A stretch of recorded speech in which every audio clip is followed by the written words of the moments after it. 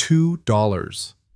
The auctioneer's gavel crashed down like thunder, sealing Clara Jennings' fate to a mountain giant whose scarred hands could crush stone, or perhaps mend a broken soul. In Pine Valley's dusty square, where human dignity was worth less than livestock, a young woman's life had just been sold for the price of a cheap bottle of whiskey. But sometimes the darkest auctions lead to the brightest freedoms. Stay with me until the end of this incredible journey and comment your city below. I'd love to know how far Clara's story has traveled today. The morning sun blazed mercilessly over Pine Valley's market square, turning the packed dirt into a furnace that sent waves of heat shimmering up from the ground. Clara Jennings stood on the rough wooden platform, her wrists bound with coarse rope that had already rubbed her skin raw. At 23, she should have been planning her future, perhaps married with children of her own. Instead, she stood before a crowd of leering strangers while her stepmother Margaret counted coins in her purse with barely concealed glee. "Look at her, gentlemen!" The auctioneer bellowed his voice, carrying across the square like the crack of a whip. Samuel Hodges was a thin man with a weasel's face and the morals to match. He grabbed Clara's arm, spinning her roughly for the crowd's inspection. "Strong back, good for housework. Knows her place doesn't talk back much." Clara bit her tongue until she tasted blood. 3 weeks ago, she had been scrubbing floors in her late father's house, the same house where she'd grown up, where her mother had died bringing her into this world.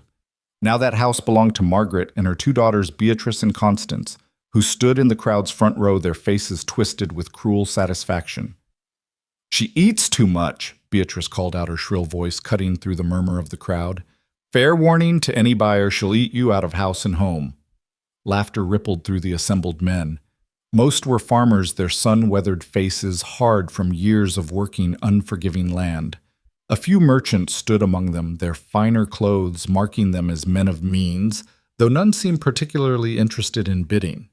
Clara recognized Mr. Morrison, who owned the general store where she used to buy flour and sugar back when she had money of her own.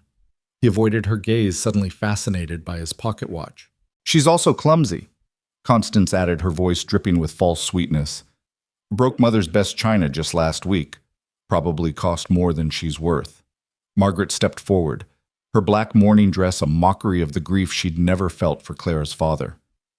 "Now, girls," she said with theatrical concern, "we mustn't be too harsh.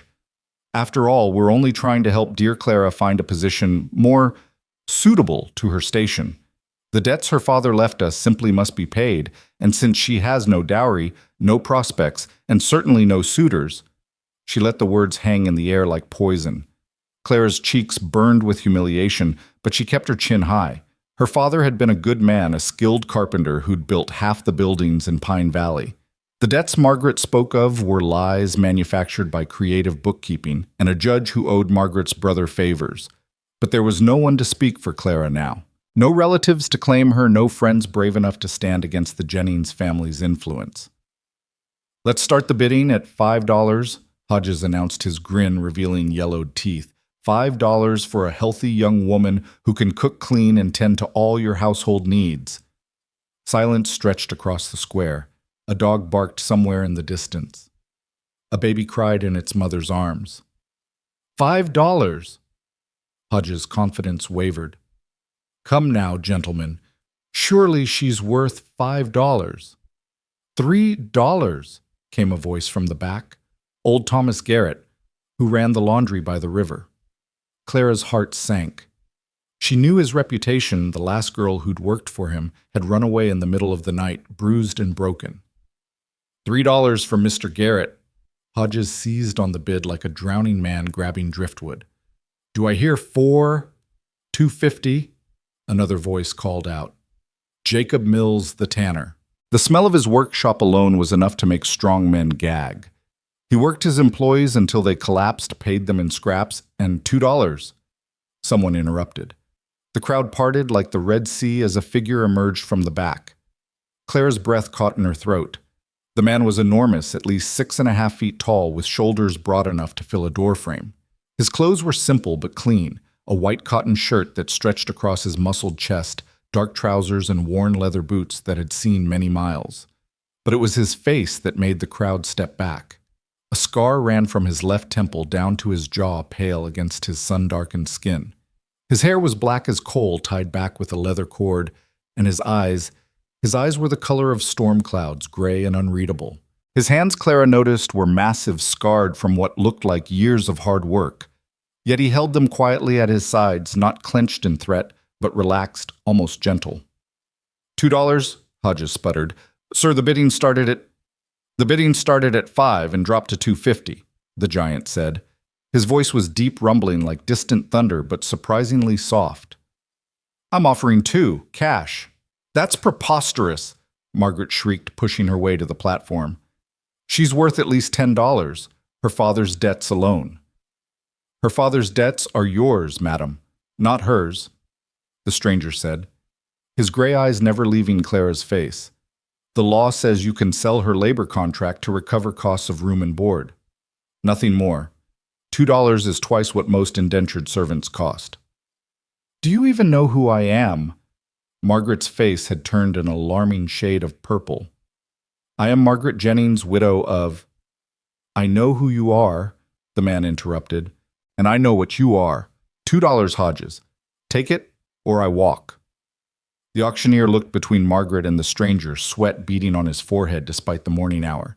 Everyone knew Margaret Jennings had influence, but something about the giant's presence made even brave men think twice. Sold, Hodges barked suddenly, his gavel coming down with finality. Sold to Mr. Stone, Elias Stone. The name rippled through the crowd in whispers. Clara saw recognition dawn on several faces, followed quickly by fear.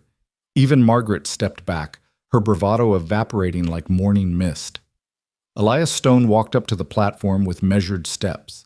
He pulled $2 silver from his pocket and placed them in Hodges's trembling hand. Then he turned to Clara. Your contract, miss. Clara stared at him, unable to speak. Up close, she could see that his scarred face had once been handsome, strong jaw, straight nose, high cheekbones. The scar hadn't destroyed his features so much as marked them like lightning marks a tree, but doesn't kill it.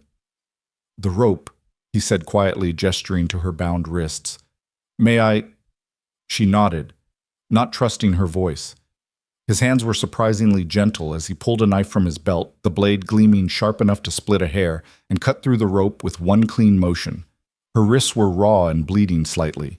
He frowned at the sight. Can you walk? Yes, she managed to whisper. Then we should go. My wagon's outside town. Wait. Margaret rushed forward. You can't just, she has belongings. Her things. Elias looked at her with those storm cloud eyes. Then bring them.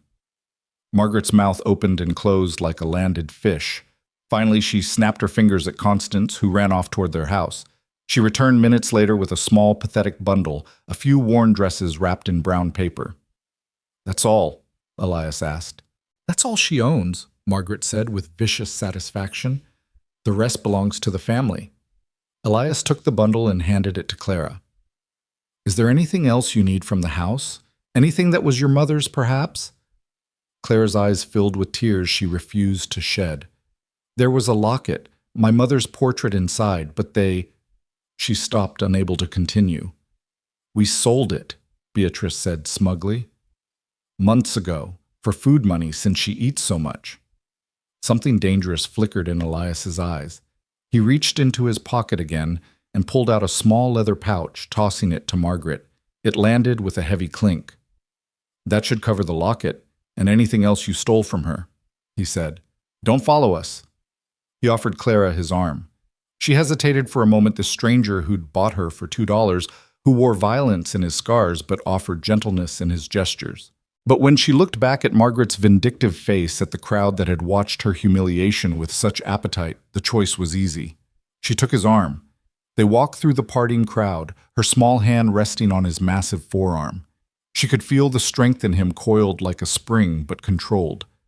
As they passed, she heard the whispers following them. Elias Stone, the Iron Hammer. Thought he was dead. Did you see what he did at Millbrook? Killed 7 men with his bare hands. They say he went mad after the war, living like a hermit up in the mountains. What's he want with a girl? That last question echoed Clara's own fears as they left the square behind. The main street of Pine Valley stretched before them, storefronts and houses she'd known all her life, suddenly foreign, as if she were seeing them through different eyes. Mrs. Patterson stood outside the bakery, her mouth agape. Mr. Wilson paused in sweeping his porch to stare. Even the sheriff lounging outside his office straightened up when he saw them coming. But Elias Stone walked as if he didn't notice any of them, his pace steady but not rushed, giving Clara time to match his longer stride. When they passed the church, she saw Reverend Howard in the doorway. Their eyes met, and she saw pity there mixed with something else, relief perhaps that it wasn't his problem to solve. At the edge of town, a wagon waited. It wasn't what Clara had expected. The wood was well-maintained, painted a deep green. The horse, a massive draft animal with a coat like burnished copper, stood patiently, occasionally swishing its tail at flies. The wagon bed held supplies covered with clean canvas, everything neatly secured. "Her name's Maple," Elias said, patting the horse's neck. The animal turned to nuzzle his shoulder affectionately. "She's gentle despite her size." He helped Clara up onto the wagon seat, his hands careful at her waist, lifting her as if she weighed nothing. Then he walked around and climbed up beside her, taking the reins. "Mr. Stone," Clara began, finding her voice at last. "I should thank you." "No need," he said, clicking his tongue to start Maple moving. "And it's just Elias. The contract's a formality. You're free to leave whenever you choose." Clara stared at him. "But you paid $2. $2 to stop an auction that shouldn't have happened." He kept his eyes on the road ahead. "Your father built my roof 2 summers ago. Good man, honest. He wouldn't have wanted this for you. You knew my father. Met him once. He spoke of you proud of his daughter who could read and write, who helped with his accounts. A ghost of a smile touched his scarred face. Said you had your mother's spirit." The tears Clara had been holding back finally spilled over. She turned away, not wanting this stranger to see her weakness, but he simply handed her a clean handkerchief from his pocket and continued driving, giving her the privacy of silence. The road wound up into the foothills, leaving Pine Valley behind. The air grew cooler as they climbed pine trees rising on either side like cathedral columns. Clara had rarely been this far from town. The world seemed bigger, suddenly full of possibilities she'd never considered. "Where are we going?" she asked when she'd composed herself. "My home. About 2 hours up the mountain. I'm a blacksmith. I have a forge there. You're under no obligation to work for me, despite what that paper says. But if you want to earn your keep, I could use help with the house. I'm not much for cooking or keeping things tidy.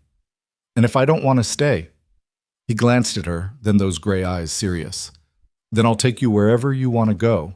Give you money to start over. The choice is yours, Clara." It was the first time he'd said her name, and something about the way he said it, respectful, careful, made her relax slightly. "Why?" she asked. "Why would you do that?" He was quiet for so long she thought he wouldn't answer. Finally, he said, "Because everyone deserves a choice, and because I know what it's like to be trapped by other people's decisions."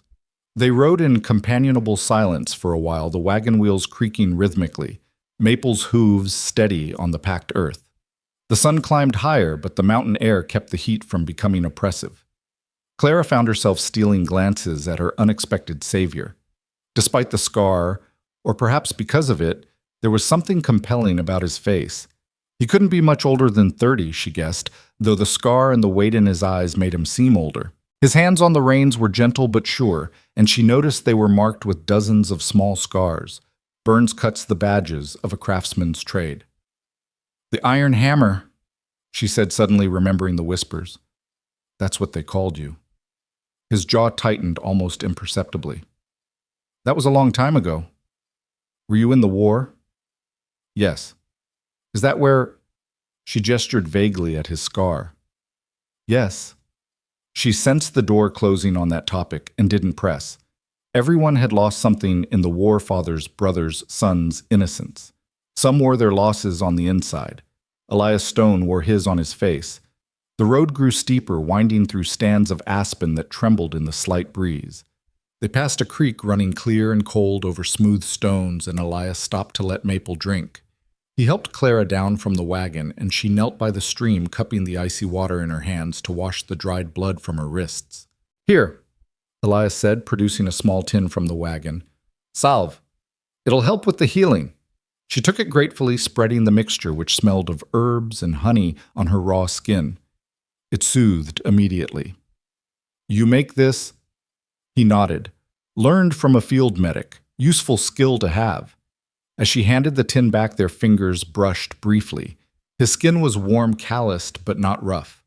He pulled back quickly, as if burned, and busied himself with checking Maple's harness. They continued on the path, now barely wide enough for the wagon. Clara gripped the seat as they navigated around boulders and over roots, but Elias handled the reins with expertise, and Maple seemed to know every step of the way. "There," he said, finally pointing ahead. Clara's breath caught. The cabin sat in a clearing surrounded by towering pines, with a view of the valley spreading out below like a patchwork quilt. But it wasn't the setting that amazed her, it was the cabin itself. She'd expected something rough bachelor quarters thrown together with necessity and little care.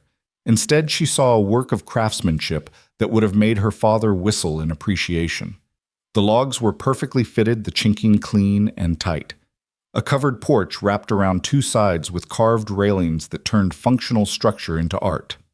Window boxes held wildflowers, Indian paintbrush, columbine mountain laurel, their colors vivid against the honey-colored wood. To one side stood the forge, a separate building with massive doors currently open to reveal the glow of banked coals. Tools hung on the walls in perfect order, and several finished pieces, gates, railings. What looked like decorative screens leaned against one wall. "You built this?" Clara asked, awe in her voice. "The cabin was here when I bought the land, but in poor shape. I've spent 3 years fixing it up." He pulled the wagon up to the porch and set the brake. "It's not much, but it's private, quiet." He helped her down again, and this time she noticed he was careful not to let his hands linger. He grabbed her small bundle of belongings and led her inside. The interior was as surprising as the exterior. Clean, yes, and sparse, but with touches that spoke of an aesthetic sense she hadn't expected. A bookshelf covered one wall, packed with volumes. A rocking chair sat by the stone fireplace, a half-finished carving on the small table beside it. The kitchen area was simple, but well-equipped with pots and pans hanging from hooks, dried herbs bundled from the rafters. "Your room," Elias said, opening a door off the main space. Clara stepped inside and immediately had to fight back tears again. It was small, but perfect, a real bed with a quilt that looked handmade, a washstand with pitcher and bowl, a small wardrobe, even a mirror on the wall. A window looked out toward the valley, and Elias had placed a vase with fresh wildflowers on the windowsill. This is for me." "If you want it," he set her bundle on the bed. "There's a bar for the door on the inside. You can lock it at night if it makes you feel safer." She turned to look at him. This giant of a man who'd bought her for $2 and was now showing her more kindness than she'd known in years. "Why do they call you the Iron Hammer?" His face closed off immediately. "That's not who I am anymore." "But it was—" He sighed, running a scarred hand through his hair. "During the war, I was good at violence, too good. When it ended, I came here to be someone else, to make things instead of destroying them. And yet you came to town today. Once a month for supplies. I didn't plan to attend an auction." His gray eyes met hers. "But I couldn't stand by and watch. Not that. You could have bought someone else. Someone prettier. Someone who would—" "Stop!" His voice was firm but not harsh. "You're not merchandise, Clara. You're a person. Your worth isn't measured in coins or comparisons." She felt tears threatening again and turned toward the window to hide them. "You don't know me. I might be terrible at keeping house. I might steal from you. You might what?" He agreed, or you might not. Either way, you deserve the chance to choose for yourself. A comfortable silence settled between them, broken only by the distant sound of a woodpecker and the wind through the pines. "Are you hungry?" Elias asked suddenly. "I'm not much of a cook, but I have bread and cheese, some dried meat." Clara realized she was starving. She'd had nothing since yesterday noon. Margaret's final cruelty had been to deny her breakfast before the auction. They ate at the rough wooden table, simple fare that tasted better than any feast Clara could remember. Elias ate quietly, mechanically, as if food was fuel and nothing more. But he made sure her plate was full, refilling her cup with cool water from a clay pitcher without being asked. "Can I ask you something?" Clara ventured between bites of sharp cheese. "Why the flowers?" He looked confused. "Flowers. In the window boxes. In the room. Bachelors don't usually bother with flowers." A slight color rose in his unscarred cheek. "My mother loved flowers, grew them everywhere we lived, even when we barely had enough water for drinking. Said beauty was necessary for the soul, not just the body." He paused. "She died when I was 15. The flowers, I suppose they remind me of her." "What was her name, Rose?" A sad smile touched his lips. "Rosestone. My father said she was well named beautiful, but with thorns when needed." "And your father?" "Died in the war, different regiment from mine." The words came out clipped matter of fact, but Clara heard the pain beneath them. "I'm sorry," he shrugged. "Many people lost family. You lost your father too." 6 months ago. Pneumonia. Margaret waited exactly 1 month after the funeral to start selling his tools, his books, anything valuable. The bitterness in her voice surprised her. She kept saying it was for my own good, that I needed to learn my place in the world. "Your place?" Elias repeated thoughtfully. And where did she think that was? Beneath her, grateful for scraps, silent and invisible until needed. Clara pushed her plate away, appetite gone. She wasn't always cruel. When she first married father, she tried to be kind, but after he died, "People show their true selves when they think there's no one to hold them accountable," Elias said. He stood gathering the dishes. "You should rest. It's been a difficult morning." Clara wanted to protest, to insist on helping, but exhaustion crashed over her like a wave. The stress of the past weeks, the humiliation of the morning, the confusion of her current situation, it all pressed down on her at once. "Thank you," she said, standing on unsteady legs, "for everything." He just nodded, already turning to the wash basin. Clara went to her room, and closed the door. She looked at the bar he'd mentioned, solid iron fitting into brackets on either side of the frame. After a moment's hesitation, she slid it into place. She sat on the bed, testing its softness. Real feathers in the mattress, not straw. The quilt was beautiful up close, tiny stitches creating a pattern of interlocking rings. Wedding ring pattern, she realized. Someone had made this with love. Despite the bar on the door, despite being in a stranger's house on a mountain far from anything she'd known, Clara felt safer than she had in months. She lay down, still fully dressed, meaning to rest just for a moment. She woke to the sound of hammering. The sun had moved significantly. She'd slept for hours. Panic seized her. She should be working, earning her keep, not sleeping like some pampered. The hammering stopped. She heard footsteps on the porch, then Elias's deep voice. "There's food on the stove when you're ready. No rush." His footsteps retreated, and the hammering resumed. Clara rose, smoothing her wrinkled dress as best she could. She unbarred the door and peered out. The main room was empty, but true to his word, a pot sat on the still warm stove, the smell of stew making her stomach rumble. She found a bowl and spoon, served herself, and ate standing by the window. She could see Elias at the forge, his shirt off in the heat, muscles rippling as he brought a massive hammer down on glowing metal. The scar continued down his chest. She saw branching like lightning across his torso. Other scars, too. What looked like bullet wounds, blade marks, a history of violence written on his skin. But his face as he worked was peaceful, focused. He moved the metal with precision, each blow deliberate and sure. He was making something, she couldn't tell what yet, but she could see the care in every strike, the artist beneath the warrior's exterior. She finished eating and washed her bowl, then looked around the cabin. It was clean enough, but she could see where a woman's touch would help. The windows could use washing, the floors a good scrubbing. The dried herbs hanging from the rafters were dusty, and the bookshelf was organizationally chaotic. She started small heating water and washing the windows until they gleamed. The difference was immediate. More light flooded the room, making everything seem brighter. Encouraged, she moved to the floors, finding a mop and bucket in a closet.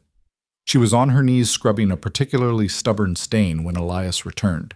He stopped in the doorway, surprise evident on his face. "You don't have to." "I want to," Clara said firmly. "I can't take charity." If I'm staying here even temporarily, I need to contribute. He watched her for a moment, then nodded slowly. There's lye soap in the cupboard, better for tough stains. They developed a rhythm over the following days. Elias rose with the sun starting the forge before breakfast. Clara would cook simple things, at first gaining confidence as she learned where everything was kept. He would eat quickly, then return to his work. She would clean, organize, tend the small vegetable garden she discovered behind the cabin. In the evenings, they would eat together, conversation gradually becoming easier. She learned that he read voraciously everything from philosophy to farming techniques. He learned that she had a quick mind and a talent for numbers, that she'd helped her father with his accounts, and had ideas about inventory management that impressed him. You could run a business, he said one evening, looking up from where she'd reorganized his order ledgers. Women don't run businesses. What? She replied automatically, then caught herself. I mean, most don't. Most women aren't you. He said it matter-of-factly, returning to his book, and Clara felt a warm glow that had nothing to do with the fire. A week passed, then two. Clara found herself settling into this strange new life. She discovered that Elias, despite his intimidating appearance, was gentle with all living things. He fed the birds that gathered at the forge, talked softly to Maple when he brushed her carefully relocated spiders rather than killing them. She also discovered he had nightmares. The first time she heard him cry out in his sleep, she froze in her bed, terrified. The sound was anguish, desperate, then silence. In the morning, he looked haggard but said nothing, and she didn't ask. The second time, she couldn't stand it. She crept from her room and knocked softly on his door. Elias, are you all right? A long pause. Then, yes, sorry I woke you. Do you want to talk about it? No, go back to bed, Clara. But the third time, when his cries were so tortured, she could hear words, names, apologies, pleas for forgiveness she didn't ask. She made tea with chamomile from the garden and knocked again. I'm leaving tea outside your door, she said. It helps. With sleep. She heard movement, then the door opened. He stood there in loose pants and nothing else, the moonlight from his window turning his scars silver. His face was wet with tears he didn't try to hide. Why, he asked roughly, why be kind to me? Because you were kind to me first, she said, simply offering the cup. He took it, their fingers brushing again. This time, neither pulled away immediately. The war, he said unnecessarily. Things I did, things I had to do, they come back sometimes. My father had nightmares too. Different war, same ghosts. She hesitated, then added, he said talking helped when he was ready. Elias sipped the tea, his gray eyes studying her over the rim. Maybe someday. It became a ritual. When the nightmares came, she would make tea. Sometimes he would drink it in silence. Sometimes he would talk fragments of battles. Friends lost orders followed that went against everything he believed. She never judged, never recoiled, just listened. I was good at killing, he told her one particularly bad night. Too good. They made me a weapon, pointed me at the enemy. The Iron Hammer, they called me. Could break through any line, destroy any defense. His hand shook around the cup. But hammers don't choose what they break. You're not a hammer, Clara said firmly. You're a blacksmith. You create things. Beautiful things. He looked at her with wonder. How can you be so certain?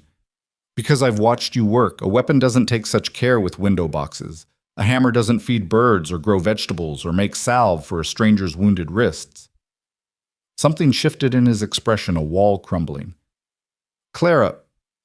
But whatever he was going to say was interrupted by the sound of horses approaching. Multiple horses moving fast. Elias was on his feet instantly, the warrior emerging from beneath the craftsman. Stay inside, he ordered, pulling on his shirt and grabbing something from beneath his bed, a gun, Clara realized with shock. Bar your door. He strode out onto the porch, and Clara, despite his instructions, peered through the window. 3 men on horseback entered the clearing, military bearing, evident even in the darkness. The one in the lead dismounted, and Clara saw Elias's shoulders tense. Hello, Elias, the man said, his voice carrying clearly. Been a long time. Not long enough, Captain Rourke. Captain Rourke stepped into the moonlight, and Clara suppressed a gasp. He was handsome in a sharp, predatory way, with pale eyes that seemed to miss nothing. His uniform was gone, but he still carried himself like an officer. Now, is that any way to greet an old comrade? Rourke's smile was all teeth, no warmth. I heard you were up here playing hermit. Thought I'd pay a visit. State your business and go. Direct as always. Rourke laughed, but it was an ugly sound. I have a proposition. A job that requires your particular skills. I don't do that work anymore. Not even for $10,000. The number hung in the air like a challenge. Clara saw Elias's hands clench into fists. Not for any amount. Come now, Elias. We both know you're wasted here making horseshoes and fence posts. The iron hammer reduced to this. Rourke gestured dismissively at the cabin the forge. You were magnificent in battle. A force of nature. Don't you miss it? I miss nothing about it. Not even the brotherhood, the purpose, the clarity of knowing exactly who you are and what you're meant to do. I know who I am now. Do you? Rourke's voice turned sly. And who's that exactly? A blacksmith, a hermit, or just a killer pretending to be something else? The gun appeared in Elias's hand so fast, Clara didn't see him draw it. Get off my land! Rourke raised his hands mockingly. Touched a nerve did I no matter. The offer stands. When you get tired of playing house, oh yes, I know about the girl, you know where to find me. Clara's blood ran cold. They knew about her. How? Why did it matter? If you come near her, Elias said, his voice deadly quiet. If you even think about, relax, old friend. I have no interest in your domestic arrangements. Rourke remounted his horse. But consider this, men like us don't get happy endings. We don't get to pretend we're normal. Sooner or later, the past comes calling. And when it does, that girl is going to see what you really are. They rode off, leaving silence in their wake. Clara watched Elias stand on the porch, gun still in hand, until the sound of hoofbeats faded completely. Only then did he lower the weapon and come inside. His face was stone when he entered the gentleness she'd come to know, replaced by something harder, more dangerous. Pack your things, he said without looking at her. I'll take you to town in the morning, give you money for a train ticket, enough to start over somewhere far from here. What? No. It's not safe for you here, not with Rourke knowing what? That you gave a homeless woman a job. That's hardly scandalous. He finally looked at her, and the pain in his eyes made her step forward instinctively. You don't understand. Rourke is dangerous. He's gathering men for something probably mercenary work, and he wants me involved. When I refuse, and I will refuse, he might try to use you as leverage. Then we face that together. Clara. No. She surprised herself with her vehemence. You don't get to make decisions for me. Not you, not Rourke, not anyone. I choose to stay. Why? The word came out raw, desperate. Why would you stay after knowing what I am? You're Elias Stone, she said firmly. You're a blacksmith who grows flowers and has nightmares and makes tea when I burn dinner. You're the man who paid $2 to save me from degradation. That's who you are. I'm a killer, Clara. You heard him. The Iron Hammer. Was a soldier in a war. The war is over. You're allowed to be someone else now. He laughed bitterly. It doesn't work that way. Why not? Because the skills don't go away. The instincts, the ability to look at a man and know exactly how to break him.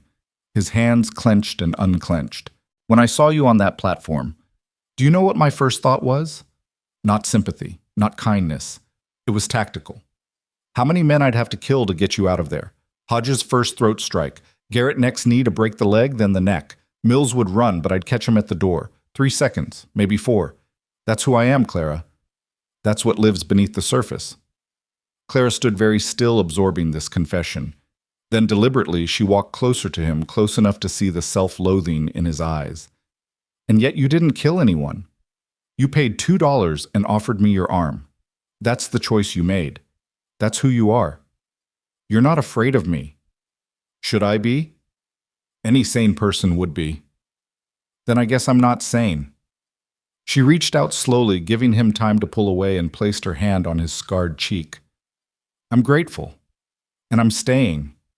He closed his eyes, leaning almost imperceptibly into her touch. You're a fool. Maybe, but I'm a fool who makes excellent stew, and your kitchen would fall apart without me. That surprised a laugh out of him, short but genuine. When he opened his eyes, some of the darkness had receded. I should teach you to shoot, he said abruptly. If you're staying, you should know how to protect yourself. All right. And basic knife work, if you think it's necessary. And you should know that I won't ever, he struggled with the words. You're safe from me. Always. I need you to know that. Clara understood what he was trying to say, what he couldn't quite articulate. I know, Elias. I've always known. They stood there in the lamplight, her hand still on his face, his eyes searching hers for something, absolution perhaps, or acceptance. Finally, he stepped back, the moment breaking. It's late. You should sleep. She nodded and turned toward her room, then paused. Elias, what did Rourke mean about men like you not getting happy endings? His smile was sad. He meant that some sins don't wash clean. Some choices mark you forever. And marked men don't get to live quiet lives with flowers in the windows, and women who make excellent stew. Maybe, Clara set her hand on her doorframe, or maybe Rourke's wrong. Maybe the only one who gets to decide your ending is you. She closed her door before he could respond, sliding the bar into place with hands that barely trembled. Through the thin walls, she heard him moving about, banking the fire, checking the lox habits of a soldier that would probably never fade. She lay in her bed staring at the ceiling, processing everything that had happened. 2 weeks ago, she'd been a piece of property on an auction block. Now she was, what? A housekeeper. A friend. Something more. The thought should have frightened her. This man, this admitted killer with his nightmares and his scars, should have sent her running. But when she closed her eyes, she saw him feeding birds, his massive hands gentle. She saw him working at his forge, creating beauty from raw metal. She saw the pain in his eyes when he spoke of the war, the careful distance he kept between them, always respectful, always conscious of her comfort. Margaret had sold her to punish her, to humiliate her, to break her spirit. Instead, she'd inadvertently given Clara something she'd never had choice. And Clara chose to stay with the scarred blacksmith who grew flowers for his dead mother and made tea when she couldn't sleep. Outside, an owl called, its voice echoing through the mountain darkness. Tomorrow, Elias would teach her to shoot. She would make breakfast. They would work side by side, two damaged people trying to build something whole from the pieces of their pasts. It wasn't a fairy tale. There was no magic transformation, no sudden revelation of hidden royalty. Just a man and a woman, each carrying their own wounds, choosing to face whatever came next together. Clara smiled in the darkness. For the first time in months, maybe years, she looked forward to tomorrow. The sound of the forge started before dawn, as always, but there was something different in its rhythm. Where usually Elias's hammering was methodical, almost meditative today, it was fierce, aggressive. Clara dressed quickly and went to start breakfast, but found herself drawn to the window. Elias was attacking a piece of metal, like it had personally offended him, every blow ringing with frustrated energy. His shirt was already soaked with sweat despite the cool morning air. She could see the tension in his shoulders, the way his jaw clenched with each strike. Rourke's visit had affected him more than he'd let on. Clara made coffee strong the way he liked it and brought it out to the forge. He paused when he saw her, his expression softening slightly. You're up early. So are you, more than usual. She offered him the cup. Bad dreams. He took the coffee gratefully, his fingers brushing hers. That contact, brief as it was, seemed to ground him somehow. Not dreams, memories. He gestured at the cooling metal on his anvil. Sometimes working helps. Sometimes it doesn't. What are you making? I was trying for horseshoes, but I think it's becoming something else. He examined the twisted metal with a critical eye. Maybe that's fitting. Things rarely turn out as planned. Is that necessarily bad? He looked at her, then really looked at her morning light catching in his gray eyes. No, sometimes the unexpected is better than what you planned. They stood there for a moment, the morning air cool around them, the forge heat warming their faces. Then Elias set down his cup with sudden decision. Come on. If you're staying, we start your lessons now. He led her behind the cabin to a cleared area she hadn't explored before. Several targets were set up at varying distances, some wooden boards with charcoal circles drawn on them, others made of metal that showed the dents and holes of extensive use. From a locked chest on the back porch, he produced 2 guns, a smaller revolver and his own larger weapon. He checked both, carefully explaining each step as he went. First rule, assume every gun is loaded even when you know it's not. Second rule, never point it at anything you don't intend to destroy. Third rule, finger off the trigger until you're ready to shoot. For the next hour, he taught her stance, grip, sight alignment. His hands corrected her position, always respectful, always careful, but Clara was acutely aware of every touch. When he stood behind her to adjust her aim, she could feel the heat of him, smell the smoke and metal scent that clung to his clothes. "Breathe," he said quietly, his voice close to her ear. "Steady, squeeze, don't pull." The gun fired, the recoil surprising her, even though she'd expected it. The shot went wide, missing the target entirely. Again. By the 20th shot, she was hitting the target consistently, if not accurately. Her arms ached, her ears rang despite the cotton he'd insisted she use, but there was a fierce satisfaction in it. "You're a natural," Elias said with something like pride. "Your father teach you anything about shooting?" "He hated guns, said they made killing too easy, too impersonal." She lowered the weapon, turning to look at him. "Was he right?" Elias considered the question seriously. "Yes and no.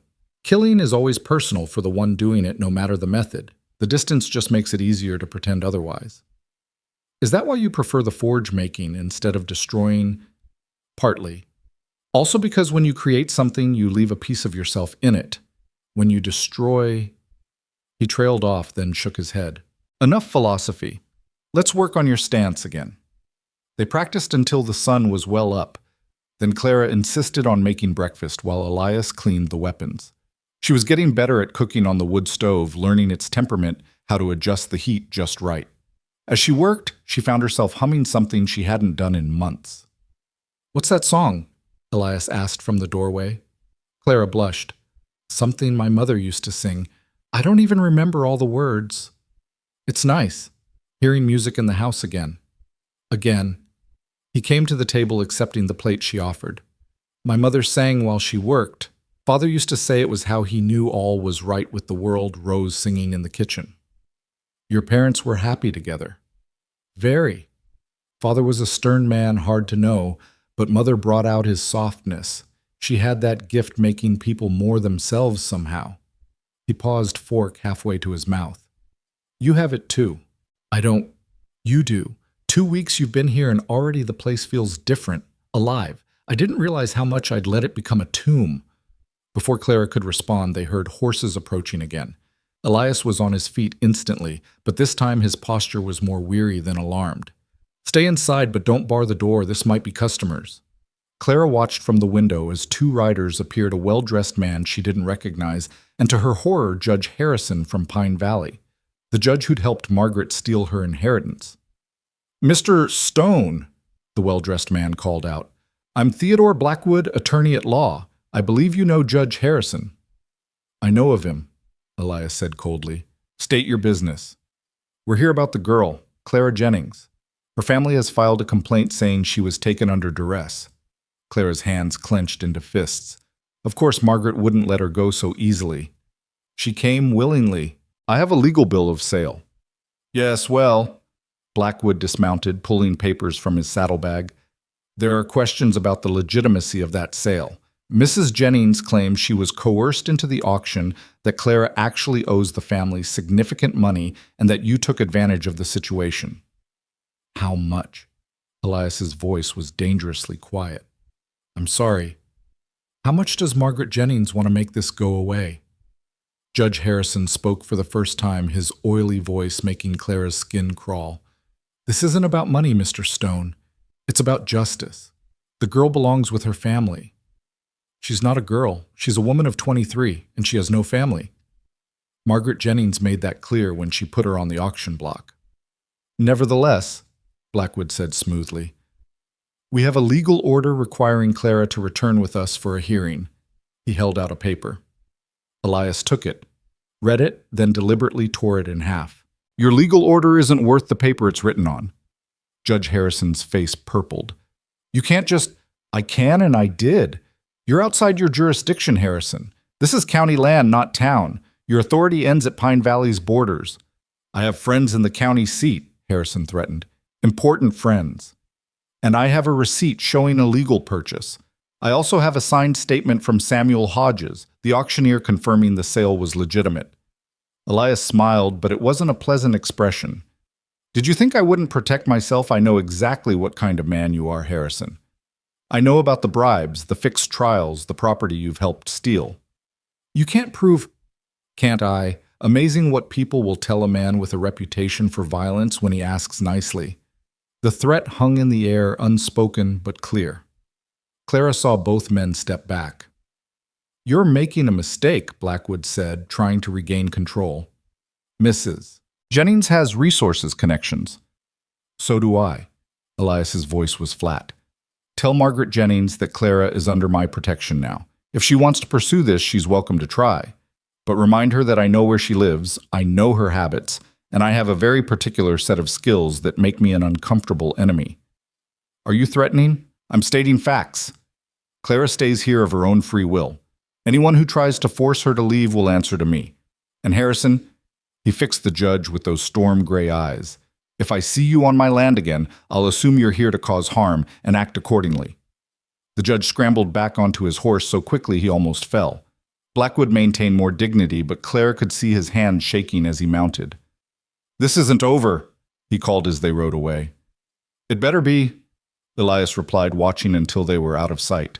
Clara emerged from the cabin, then her emotions a tangle of anger, fear, and something else, a fierce gratitude that made her chest tight. They'll be back, she said. Probably. With more men, with real authority. Maybe.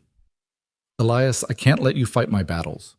He turned to her then, and the intensity in his expression stopped her words. You're not letting me do anything. I'm choosing to, just like you chose to stay. He ran a hand through his hair, suddenly looking tired. I've done a lot of wrong in my life, Clara. Followed orders I shouldn't have hurt people who didn't deserve it. Maybe protecting you is a small way to balance the scales. I'm not your redemption project. No, he agreed. You're not. You're... He struggled for words, then gave up. You're Clara. That's enough. They stood there in the morning sun, the distance between them feeling both vast and insignificant. Then Clara did something that surprised them both. She stepped forward and hugged him. He froze for a moment, his whole body going rigid. Then slowly, carefully, his arms came around her. She felt him trembling slightly, as if this simple human contact was more frightening than any battle he'd faced. Thank you, she whispered against his chest. His arms tightened fractionally. Always he whispered back the word, a promise. The embrace lasted only moments before Elias gently pulled away his hands, lingering on her shoulders as if to steady them both. Clara could see the conflict in his eyes, desire warring with propriety, hope battling against years of self-imposed isolation. She understood that battle. She was fighting it herself. We should eat, he said roughly, stepping back. The eggs are getting cold. They returned to their breakfast, but something had fundamentally shifted between them. Every glance carried weight, every accidental touch sent sparks through Clara's skin. She found herself studying his hands as he ate, those scarred, powerful hands that could forge metal or break bones with equal skill, yet had held her with such careful tenderness. Tell me about before, she said suddenly. Before the war, who were you then? Elias set down his fork, considering. I was my father's son, apprentice blacksmith in a small town not unlike Pine Valley. I courted the baker's daughter, planned to marry her when I'd saved enough for my own forge. A shadow crossed his face. Young and foolish, thinking life would follow the path I'd laid out. What happened to her? The baker's daughter. Married my best friend while I was away. Can't blame her, she thought I was dead for almost a year. The army reported me missing after Millbrook. He touched his scar unconsciously. By the time I made it back, she had a baby on the way, and a husband who hadn't come back broken. You're not broken, Clara said firmly. Aren't I? His smile was sad. I can't sleep through the night without seeing faces of men I've killed. I live alone on a mountain because I can't trust myself around people. I bought a woman at auction because I couldn't stand to see her humiliated. Tell me that's not broken behavior. You saved me. That's not broken, that's human. Is there a difference? Before Clara could answer, they heard another horse approaching. This time it was a single rider moving slowly, and Elias relaxed slightly when he saw who it was. Doc Morrison, he called out. What brings you up here? The rider was an elderly man with kind eyes behind wire spectacles. He dismounted carefully, favoring his left leg. Elias, heard you had company. Thought I'd come check that everyone's healthy. Clara recognized him. Then he'd been at the auction, one of the few who'd looked ashamed. Dr. Morrison had treated her father in his final illness.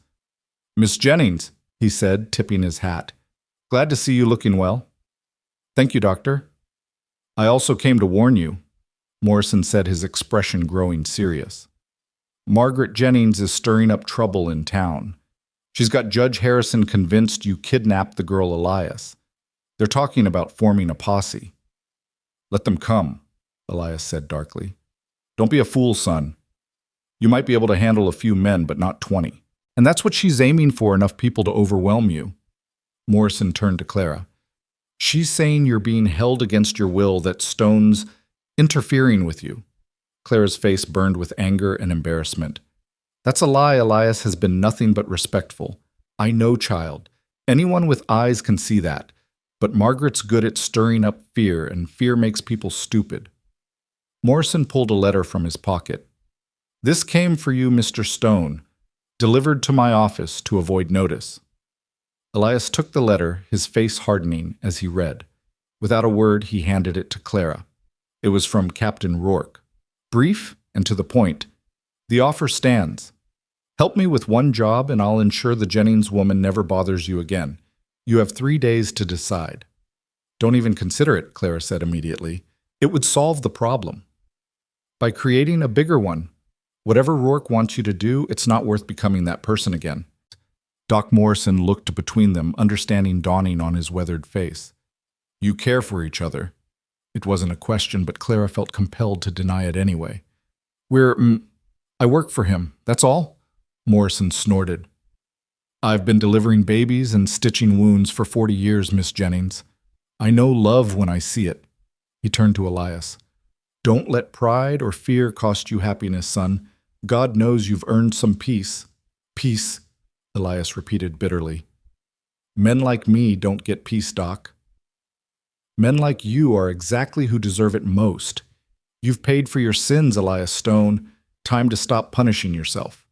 Morrison remounted his horse with effort. I'll try to calm things in town, but be ready. Margaret won't give up easily. After he left, Clara and Elias stood in awkward silence. The doctor's words love hung between them like a physical presence. I should work, Elias said abruptly, heading for the forge. Clara let him go, understanding his need for space. She busied herself with chores, but her mind kept returning to that word. Love. Was that what this feeling was? This desperate need to be near him, to ease his pain, to build something together from the ashes of their separate griefs. The day passed slowly. Elias worked with fierce concentration, creating piece after piece, horseshoes, nails, a delicate iron rose that he set aside without comment. Clara prepared lunch, which he ate quickly and silently before returning to work. She could feel him pulling away, rebuilding walls she'd thought were crumbling. As evening approached, she made a decision. She prepared dinner, venison stew with wild herbs from the mountain, and set the table properly with candles and the good plates she'd found in a high cupboard. When Elias came in, covered in soot and sweat, he stopped short at the sight. What's this? Dinner. Wash up first. He looked like he wanted to argue, but something in her expression stopped him. He went to his room, returning clean-shaven and wearing a fresh shirt. Clara's breath caught without the layer of forged dirt and sweat. He was devastatingly handsome, scar and all. They ate in companionable quiet, at first the candles creating a circle of warm light that held the darkness at bay. Finally, Clara spoke. Tell me about Millbrook. Elias's hand stilled his spoon halfway to his mouth. Why? Because it haunts you. Because Rourke uses it against you. Because I want to understand. He set down his spoon, his gray eyes reflecting the candlelight.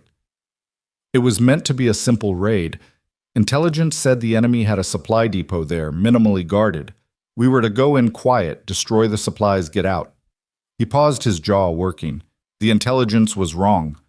Clara waited, not pushing. It was a trap. They knew we were coming. My Unit 12 men walked into an ambush. We should have retreated, but Rourke ordered us forward, said we had to complete the mission, no matter the cost. His hands clenched on the table. I watched my friends die one by one. Henderson took a bullet meant for me. Williams bled out in my arms, begging me to tell his wife he loved her. But you survived. I survived because I became something else. Something inhuman. His voice dropped to barely above a whisper.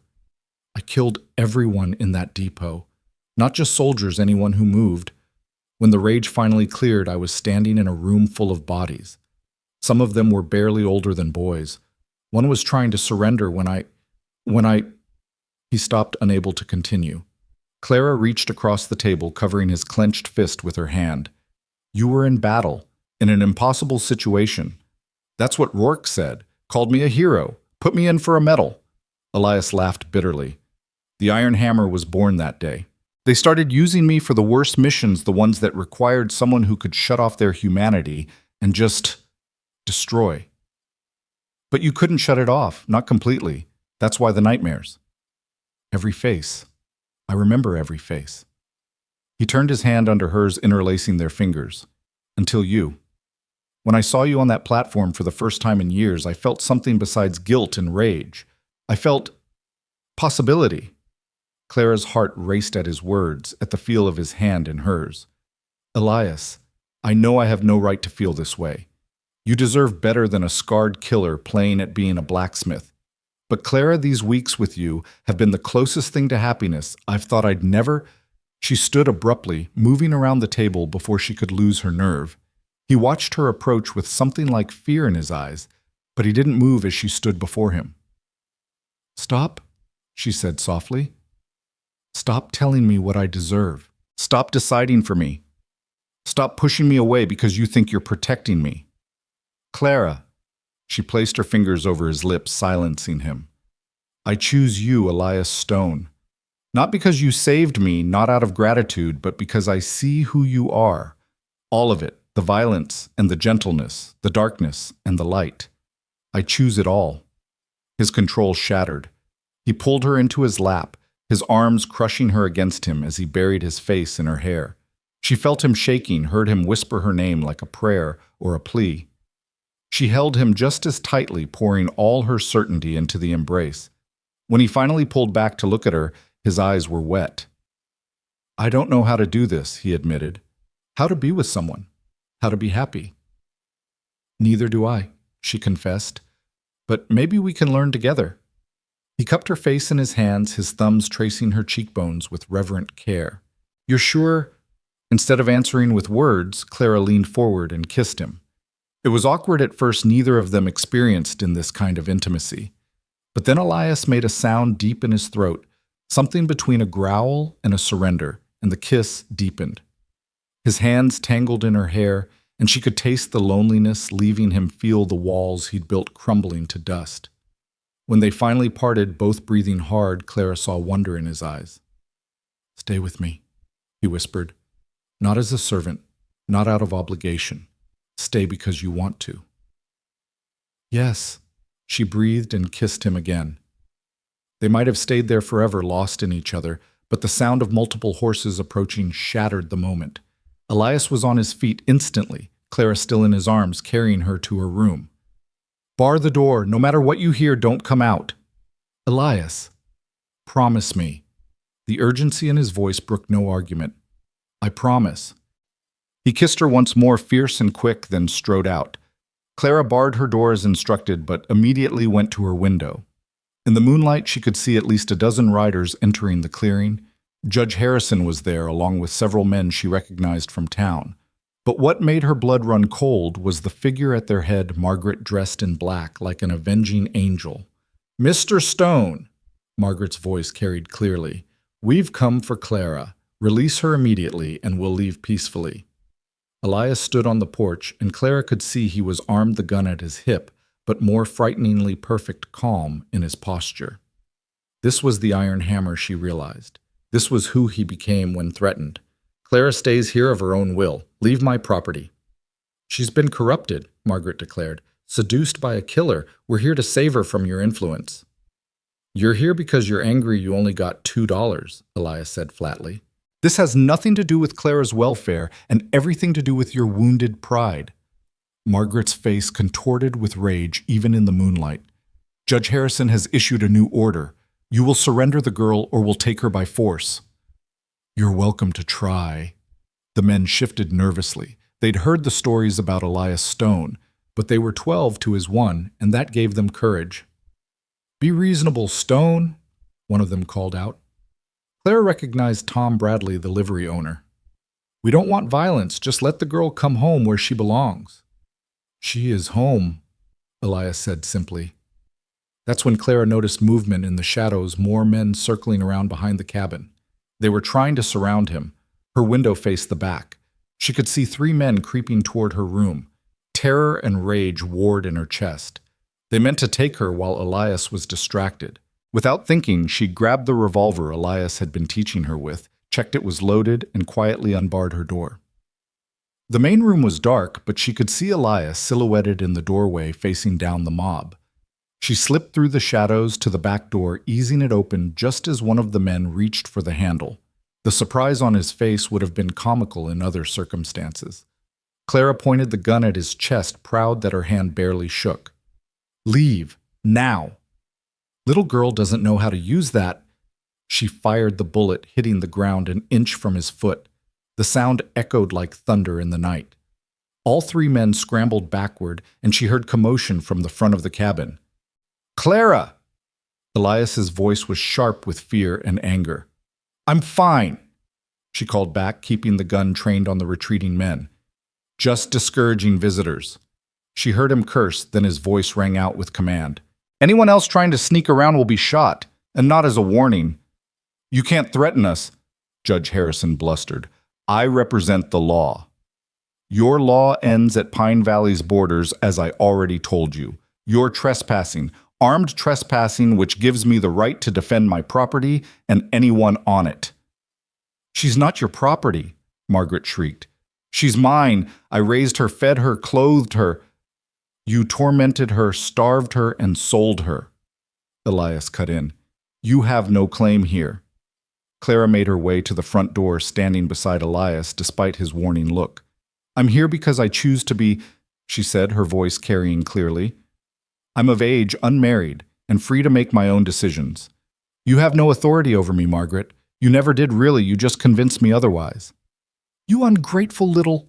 Margaret started forward, but several men held her back. Enough, a new voice commanded.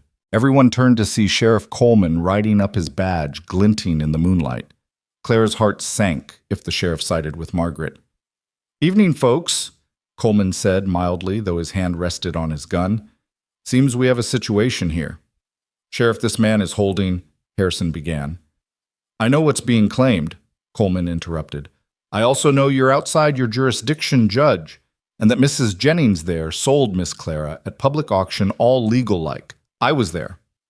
But I also know that Elias Stone is a decorated war veteran who's been living peacefully on this mountain for 3 years, bothering no one. The sheriff's voice hardened. And I know that forming an armed mob to storm a man's home is illegal, regardless of the reason.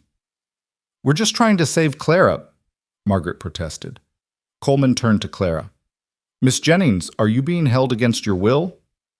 No, Sheriff. Are you in any danger from Mr. Stone? Only the danger of being cared for too much, Clara said, reaching for Elias's hand. He squeezed it tightly. There you have it, Coleman said. Now I suggest you all head back to town before someone does something they'll regret. Mr. Stone would be within his rights to shoot trespassers, and I'd hate to have to arrest anyone for assault. The mob began to disperse, grumbling, but Margaret wasn't finished. This isn't over, she hissed. I'll go to the state authorities. I'll tell everyone what you are, Stone. A killer, a monster. No one will do business with you. You'll be run out of the county. Try it, Elias said quietly. But remember, I know where you live, I know your habits. And if you continue to threaten Clara or our life here, I'll become the monster you claim I am. But only for you. Something in his tone must have finally penetrated Margaret's rage because she paled and stepped back. Judge Harrison helped her onto her horse, and they rode away without another word. Sheriff Coleman stayed behind as the others left. That was foolish, Miss Clara, coming out like that. They were trying to sneak around back. I couldn't let them. Coleman sighed. You two are going to give me gray hair. Stone, keep your heads down for a while. Let this blow over. And maybe, he glanced between them, maybe make it official. Harder to separate a married couple than an employer and servant. He rode off, leaving Clara and Elias standing in sudden silence. The word married hung in the air like a challenge. Inside, Elias said roughly. Now. Once the door was barred behind them, he rounded on her. You promised to stay in your room. They were coming for me. I couldn't just hide. You could have been killed if one of them had been faster, braver. He pulled her against him, suddenly holding her so tightly she could barely breathe. Don't ever scare me like that again. I'm sorry, she whispered against his chest. But Elias, I won't be a burden. I won't be someone you constantly have to protect. I need to be your partner, not your responsibility. He pulled back to look at her, his gray eyes intense. You could never be a burden. You're everything. The raw honesty in his voice undid her. She pulled his head down and kissed him with all the fear and relief and love she felt. He responded immediately, backing her against the wall, his hands framing her face like she was something precious. The sheriff was right, he said against her lips. We should marry, for protection. Clara laughed, surprising them both. Elias Stone, that might be the least romantic proposal in history. He flushed the color visible even in the dim light. I didn't mean, that's not... Clara, She silenced him with another kiss. Ask me again, properly, when you're ready to ask for the right reasons. What if I'm ready now? Her heart skipped, but she forced herself to be practical. We've known each other 3 weeks. I knew the moment I saw you. Maybe not consciously, but something in me recognized something in you. He traced her face with one scarred finger. I've never believed in fate, but meeting you feels like coming home. Elias, I'm not asking you to marry me tonight or tomorrow, but someday when the dust has settled and you're sure this is what you want, will you think about it? Yes, she whispered and saw joy transform his face. They stood there holding each other as the tension of the evening slowly ebbed. Finally, Elias spoke again. You're getting better with the gun. I had a good teacher, good enough to scare those men, though your shot placement could use work. I hit exactly where I aimed, Clara said primly. I didn't want to actually shoot anyone, just make a point. He laughed, then really laughed, and the sound filled the cabin with warmth. You continue to surprise me, Clara Jennings. Good. I'd hate to be predictable. They prepared for bed with a new awareness of each other, a charged anticipation. When Clara reached her door, Elias caught her hand. Stay, he said softly.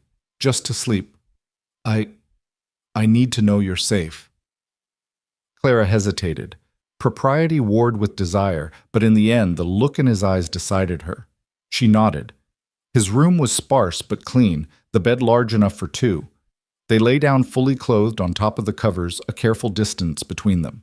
But as the night deepened, they moved closer, drawn like magnets. Clara ended up with her head on his chest, listening to his heartbeat while he stroked her hair with infinite gentleness. Tell me about your mother, he said into the darkness. I don't remember much. She died when I was born, but Father said she was kind, that she laughed easily, that she would have loved me fiercely. Clara traced patterns on his chest absently. I used to imagine what she'd say to me, what advice she'd give, especially after Father remarried. What do you think she'd say about this, about us? Clara considered. I think she'd say that love doesn't follow rules or timelines, that when you find someone who sees your soul and doesn't flinch, you hold on tight. Is that what this is, love? She rose up on one elbow to look at him. Even in the darkness, she could see the vulnerability in his eyes. What else could it be? Gratitude, proximity, loneliness, finding companionship. Do you really believe that? No, he admitted. I've never felt anything like this. It terrifies me. Why? Because I don't deserve it. Because I'll inevitably fail you. Because everyone I've ever loved has suffered for it. Claire laid her hand over his heart, feeling its steady beat. I'm not everyone. And you're not who you were. We're writing a new story, Elias. Our story. He covered her hand with his, holding it against his chest. I want to believe that. Then believe it. Choose to believe it just like you chose to save me. They fell asleep like that, wrapped in each other, and the fragile hope of new love. Clara's last thought before dreams took her was that she'd never felt safer despite the threat circling them like wolves. She woke to sunlight streaming through the window and the smell of coffee. Elias was gone, but the indentation of his body remained still warm. She could hear him moving in the kitchen, the domestic sounds somehow more intimate than any touch. She rose and smoothed her wrinkled dress, finger-combing her hair, before emerging. Elias stood at the stove, his back to her, humming something under his breath. The sight of him, this dangerous man making breakfast while humming, made her heart constrict with tenderness. Morning, she said softly. He turned, and the smile that spread across his face was like sunrise. Morning, I made eggs. Probably not as good as yours, but edible. They ate in comfortable silence, their knees touching under the table. Everything felt different now, charged with possibility, weighted with promise. When their fingers brushed as they reached for the salt, neither pulled away. I need to go to town, Elias said finally. Supplies, and to deliver some completed orders. You should come with me. You think that's wise? After last night, I think leaving you here alone would be worse. Besides, he smiled grimly.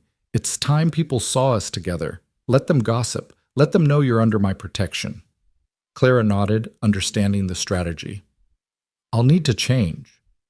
Wear your best dress. We're going to make a statement. An hour later, they rode into Pine Valley on the wagon, Clara wearing her one good dress, a deep blue that brought out her eyes. Elias had put on his finest shirt and actually trimmed his hair. They looked, Clara thought, with satisfaction, like a proper couple. The stares started immediately. People stopped in the street to watch them pass. Whispers followed in their wake like ripples on water. Clara kept her chin high, her hand resting on Elias's arm. Their first stop was the general store. Mr. Morrison looked up as they entered, his eyes widening. Miss Clara, Mr. Stone, what can I do for you? Supplies, Elias said, handing over a list, and my usual order of iron stock. Morrison nodded, bustling to fill the order. Other customers in the store stared openly. Mrs. Patterson whispered something to her daughter, who giggled nervously. Clara, a familiar voice said. She turned to find Thomas, the baker's son, standing awkwardly nearby. They'd grown up together, and he'd once shyly asked to court her before her father's death. Hello, Thomas. Are you well? Very well, thank you. Thomas glanced at Elias, who was watching with unreadable eyes. We heard, that is, people say many things, Clara interrupted gently. Not all of them true. But you're living with him. Unmarried. It's not proper, Clara. Elias stepped forward, not threatening, but definitely protective. Miss Jennings is my housekeeper. Everything is entirely proper. Of course, Thomas said quickly, stepping back. I didn't mean to imply... Clara, if you need help... The only help I need is for people to mind their own business, Clara said firmly. But thank you for your concern. They completed their shopping with minimal further incident, though Clara was aware of every stare, every whispered comment. As they loaded the wagon, she saw Beatrice and Constance across the street watching with venomous expressions. Ignore them, Elias said quietly. I'm trying. One more stop. He drove to the blacksmith shop on the edge of town. The owner, Carl Hendricks, was one of the few men who'd always treated Elias with respect. He looked up from his forge with a grin. Stone, good to see you. And this must be the famous Miss Clara. Infamous more like, Clara said with wry humor. Hey, this town needs something to gossip about. Gets boring otherwise. Carl wiped his hands on his leather apron. What brings you by to our business proposition? Elias said. I've got more orders than I can handle. Thought we might work out an arrangement. I take the specialty work, you handle the everyday stuff, we split the profits. Carl's eyes lit up. That's generous stone. It's practical, and Elias glanced at Clara. I might be taking some time away from the forge soon. Personal matters. Understanding dawned on Carl's weathered face. About time, if you ask me. A man needs more than hot metal and hammers in his life. As they discussed details, Clara wandered to look at Carl's work. It was good, solid craftsmanship, but lacking the artistry she'd seen in Elias's pieces. She was examining a half-finished gate when she heard raised voices outside. "No, she's in there. I demand to speak with her." "Margaret?" Clara's stomach twisted. Elias appeared at her side instantly. "Back door, but," Carl said quickly. "Through the storage room. I'll handle her." But Clara shook her head. "No, no more running." She walked out the front door, Elias close behind. Margaret stood in the street with Judge Harrison and several other townspeople, clearly having worked herself into another rage. "There you are, you ungrateful—" "Mrs. Jennings," Clara interrupted calmly. "What do you want?" "What do I want? I want you to stop this nonsense and come home where you belong." "I am home. My home is with Mr. Stone now." "You're living in sin." "I'm working as a housekeeper, unless you're suggesting something improper is happening." Clara let the challenge hang in the air. "Because if you are, you should provide proof. Otherwise, it's slander." Margaret's face purpled. "You've become bold. He's corrupted you." "He's freed me," Clara corrected. "From your tyranny, your cruelty, your constant humiliation. You sold me, Margaret. You put me on an auction block like livestock. You have no right to claim concern for my welfare now. Your father would be ashamed." That hit its mark, and Clara felt Elias tense beside her, but she lifted her chin higher. "My father would be proud that I survived, that I found someone who treats me with respect and kindness, that I'm building a life instead of merely existing. With a killer, a monster. With a good man who's made bad choices. A man working to redeem himself, which is more than you've ever done." The crowd that had gathered murmured at this exchange. Clara saw some nodding, others frowning. Public opinion was divided, but not entirely against them. "This isn't over," Margaret hissed. "Yes, it is, a new voice said. Doc Morrison pushed through the crowd, and he wasn't alone. Sheriff Coleman was with him, along with Reverend Howard and several other respected townspeople. "Mrs. Jennings," the Reverend said sternly, "your behavior is becoming unseemly. Miss Clara is an adult free to make her own choices. Your continued harassment borders on criminal." "I'm her family." "You're her stepmother who sold her," Doc Morrison said bluntly. "Any claim you had ended when money changed hands." Sheriff Coleman stepped forward. "Mrs. Jennings, Judge Harrison, I'm warning you officially, any further attempts to harass Miss Clara or Mr. Stone will result in arrest. Is that clear?" Margaret looked around wildly, seeking support, but found none. Even Judge Harrison was backing away, clearly recognizing a losing battle. "This town will regret this," she spat. "Protecting a killer and his whore." The slap echoed through the street. Clara stood with her hand still raised, her palms stinging as Margaret staggered back with a hand to her reddening cheek. "Call me what you want," Clara said quietly. "But don't you dare insult Elias. He's worth a dozen of you." For a moment, violence hung in the air like smoke. Then Margaret turned and fled, Harrison scrambling after her. The crowd began to disperse, though many looked at Clara with new respect. "That was probably unwise," Sheriff Coleman said, though his lips twitched with suppressed amusement. "But satisfying," Clara admitted. Elias hadn't moved throughout the confrontation, but now he gently took her stinging hand, examining it with careful fingers. "You defended me," he said wonderingly. "Partners remember." His eyes blazed with emotion. Before Clara could react, he pulled her against him and kissed her thoroughly, right there in the middle of the street. Gasps and exclamations rose from the remaining onlookers, but Clara didn't care. She kissed him back with equal fervor, claiming him as publicly as he was claiming her. When they parted, both breathing hard, Reverend Howard cleared his throat. "Perhaps we should discuss making this official. Perhaps we should—" Elias agreed, never taking his eyes off Clara. Tomorrow, the Reverend suggested. Give you time to prepare, gather witnesses. Tomorrow. Clara confirmed, her heart racing with sudden decision. The ride home was quiet, both of them processing what had just happened. They'd essentially announced their engagement in the most public way possible. There was no going back now. As they crested the hill to the cabin, Elias finally spoke. You don't have to... Stop, Clara said. Stop giving me exits. Stop assuming I'll change my mind. I know what I want, Elias. I want you. I want this life we're building. I want to wake up next to you and work beside you and face whatever comes together. He pulled the wagon to a stop, turning to face her fully. I love you, he said simply. I should have said it sooner.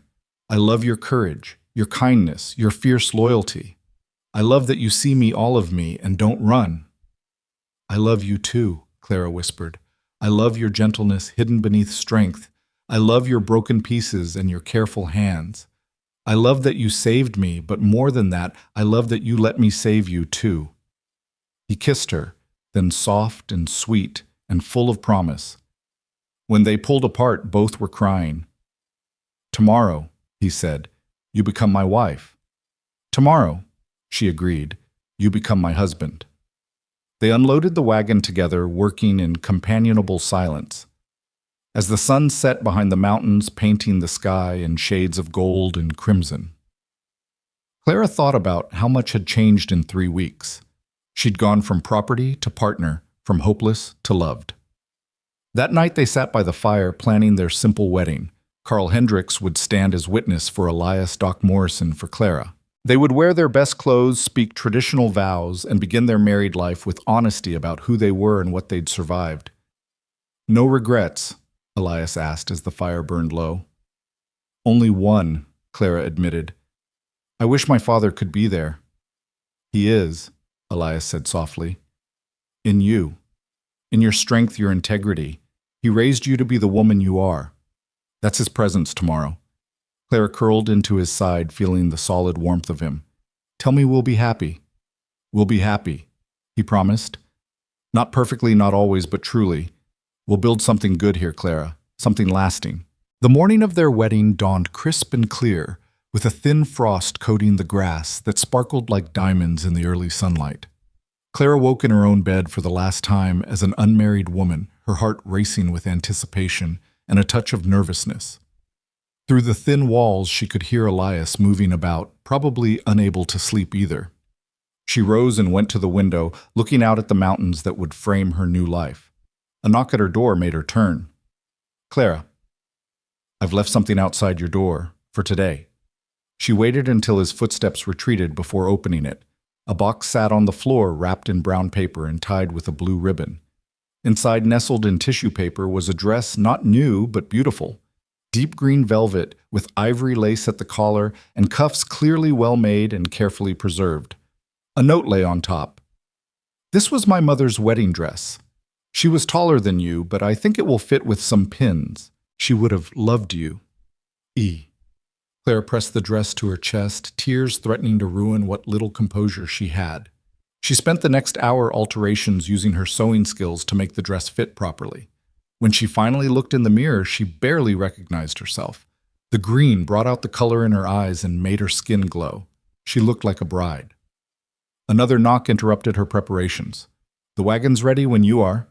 She emerged to find Elias in his best clothes, a dark suit she hadn't known he owned. His hair neatly tied back, his face freshly shaved. He stopped mid-step when he saw her, his gray eyes widening.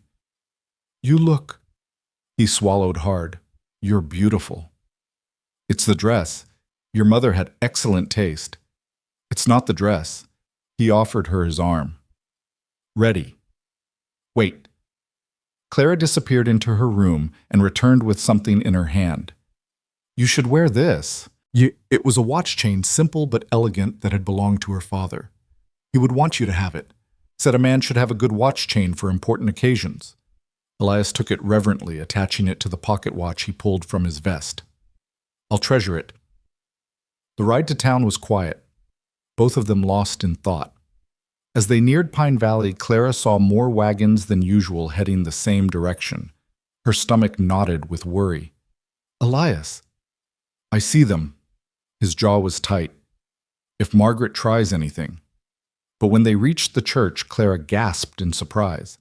The wagons belonged to what seemed like half the town, all dressed in their Sunday best. Doc Morrison met them at the door with a wide smile. Seems word got out about the wedding. Folks wanted to witness it. But why? Clara asked, bewildered. After everything that's been said. Because, said Mrs. Dunn, Patterson approaching with a bouquet of wildflowers. We've been watching you both for weeks, and what we see is two good people who deserve happiness. Besides, she lowered her voice conspiratorially, most of us never liked Margaret Jennings anyway.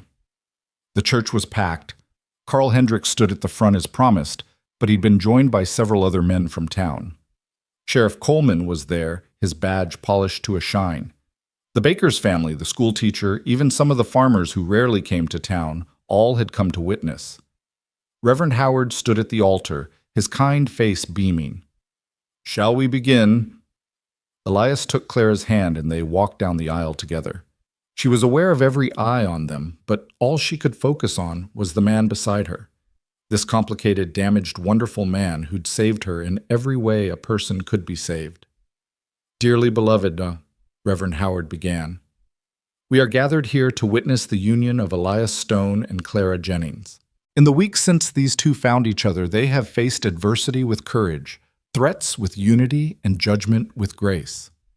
Their love forged in difficulty promises to be stronger than any refined in ease. Clara squeezed Elias's hand, feeling him tremble slightly. She knew crowds made him nervous, knew this public declaration went against every instinct he'd developed to stay hidden and safe. But he stood tall, his gray eyes never leaving her face. Elias, the Reverend continued, do you take Clara to be your lawfully wedded wife, to have and to hold in sickness and in health, for richer or poorer, for better or worse, as long as you both shall live? I do, Elias said, his voice strong and clear. I take Clara not just as my wife, but as my redemption, my peace, and my purpose. I promise to protect her, to provide for her, and to love her with whatever good remains in me. Clara, do you take Elias to be your lawfully wedded husband, to have and to hold in sickness and in health, for richer or poorer, for better or worse, as long as you both shall live? I do, Clara said, her voice thick with emotion. I take Elias not just as my husband, but as my choice, my partner, and my home.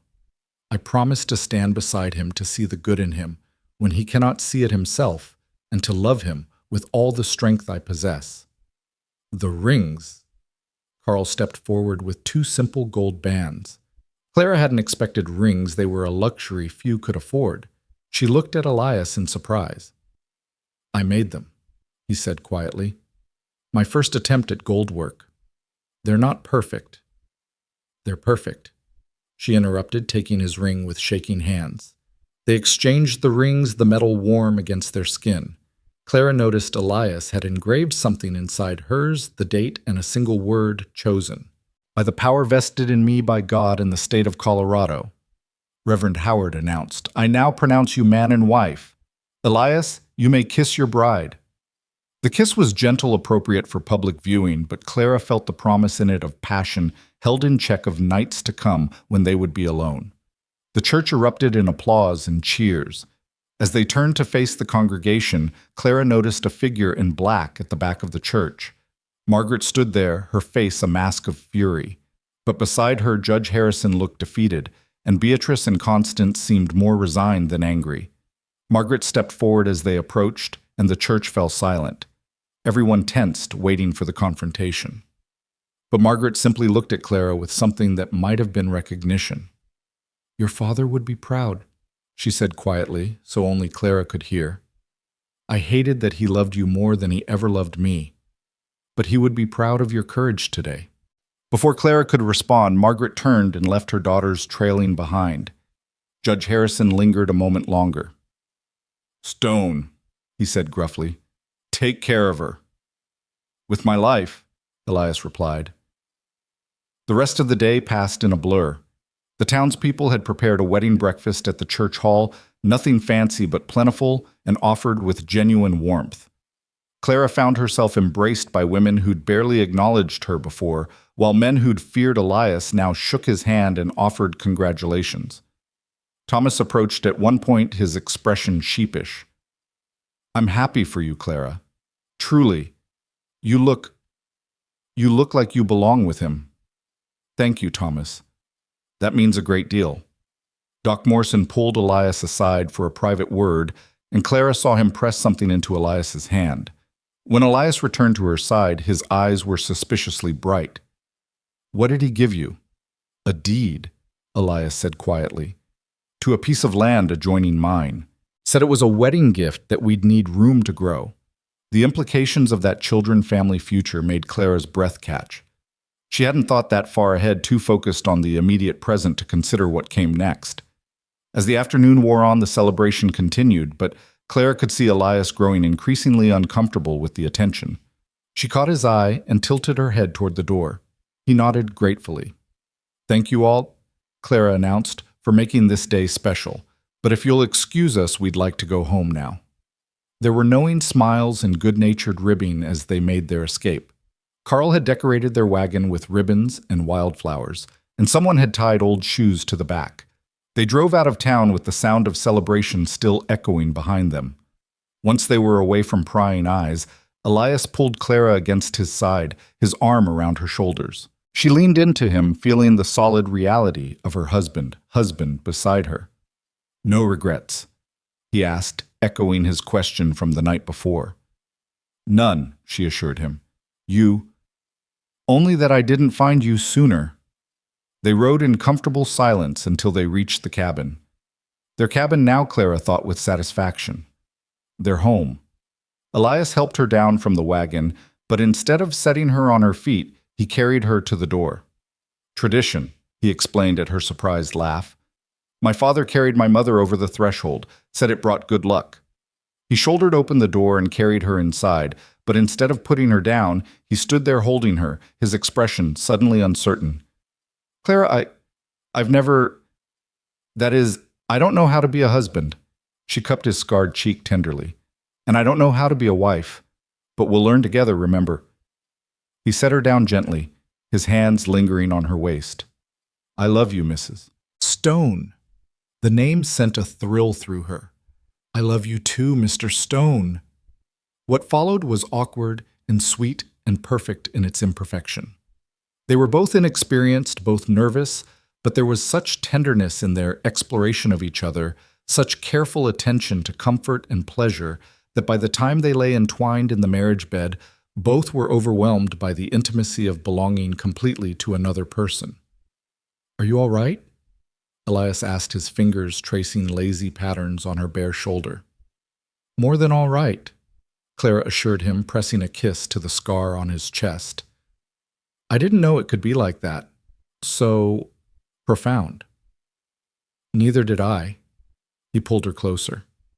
"I thought I knew about physical intimacy from soldiers' talk, but this was something else entirely." "What was it?" "Sacred," he said simply. They dozed as the afternoon sun slanted through the windows, waking only when they heard a horse approaching. Elias was up instantly, pulling on his pants and grabbing his gun.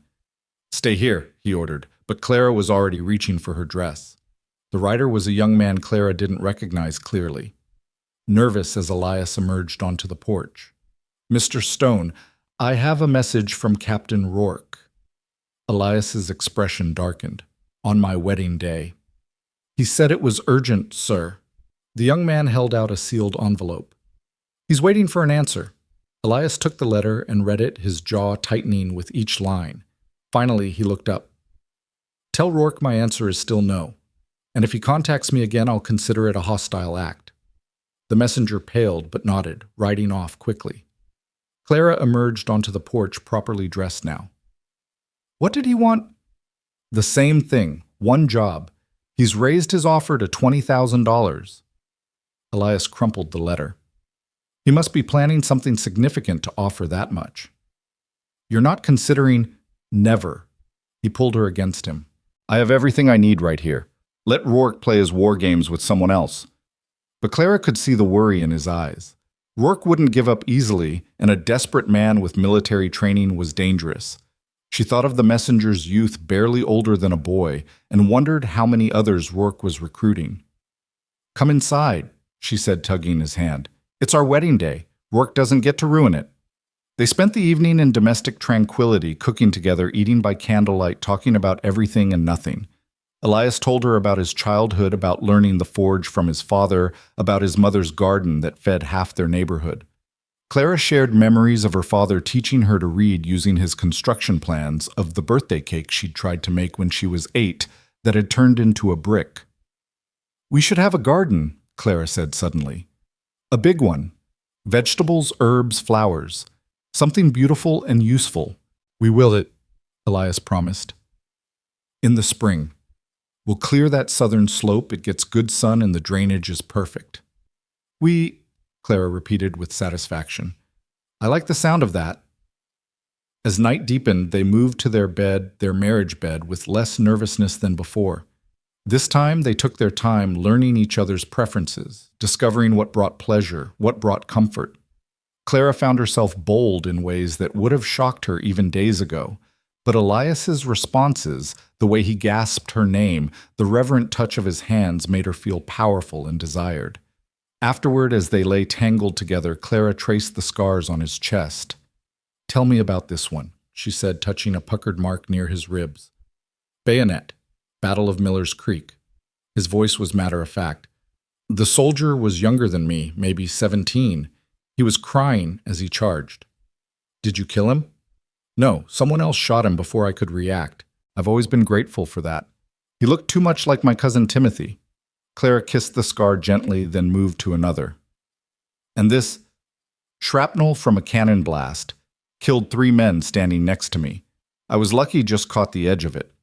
She continued her exploration, and Elias told the story of each mark, some from battle, others from accidents at the forge, one from a childhood fall from a tree. Each scar was a chapter in the story of who he'd become. "You're a map of survival," she said finally. "So are you," he replied, touching her heart. "Your scars just don't show on the outside."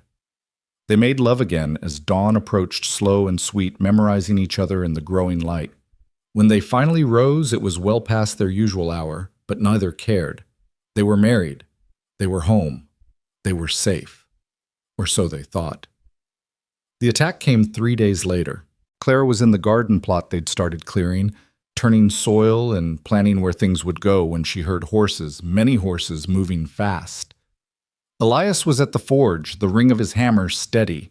The sound stopped abruptly. Clara inside now. She ran, recognizing the urgency in his voice. Through the window, she saw at least 8 riders surrounding the cabin. Her blood froze when she recognized the leader, Captain Rourke, dressed now in what looked like a military uniform, though not one she recognized. "Stone," Rourke called out. "We need to talk." Elias stood in the doorway of the forge, hammer still in hand. Not his regular smithing hammer, Clara noticed, but the massive war hammer he kept mounted on the wall, the one that had earned him his nickname. "We have nothing to discuss, Rourke." "Oh, but we do. You see, I've taken a contract, a significant one, the kind that could set us both up for life." "Not interested." "You haven't heard the details yet." Rourke dismounted, his hand resting casually on his gun. "There's a man in Mexico, a general who needs certain problems eliminated. He's willing to pay extremely well for men with our particular skills." "Assassination," Elias said flatly. "Strategic elimination of enemies," Rourke corrected. "The pay is $50,000 each." Clara heard Elias's sharp intake of breath. That was more money than most men saw in a lifetime. "Still not interested." "Really? Even with a new wife to support?" "Even knowing what that money could buy, land security, a future for the children you'll surely have. Get off my land, Rourke." "I can't do that, old friend. You see, I've already taken the advance. Promised the general I'd deliver the iron hammer. My reputation and life depend on your cooperation." "That's your problem, not mine." Rourke's expression hardened. "I was hoping you'd be reasonable, but I came prepared for stubbornness." He whistled sharply. Two more riders appeared, and between them, bound and gagged on a horse, was Doc Morrison. "No," Clara whispered. "Here's the new deal," Rourke said conversationally. "You come with me, complete this one job, and the good doctor goes free. Refuse and I'll kill him right here. Then I'll burn your cabin and take your pretty wife to sell to the Comancheros. I hear they pay well for white women, especially young ones." Clara saw Elias's knuckles white around the hammer handle.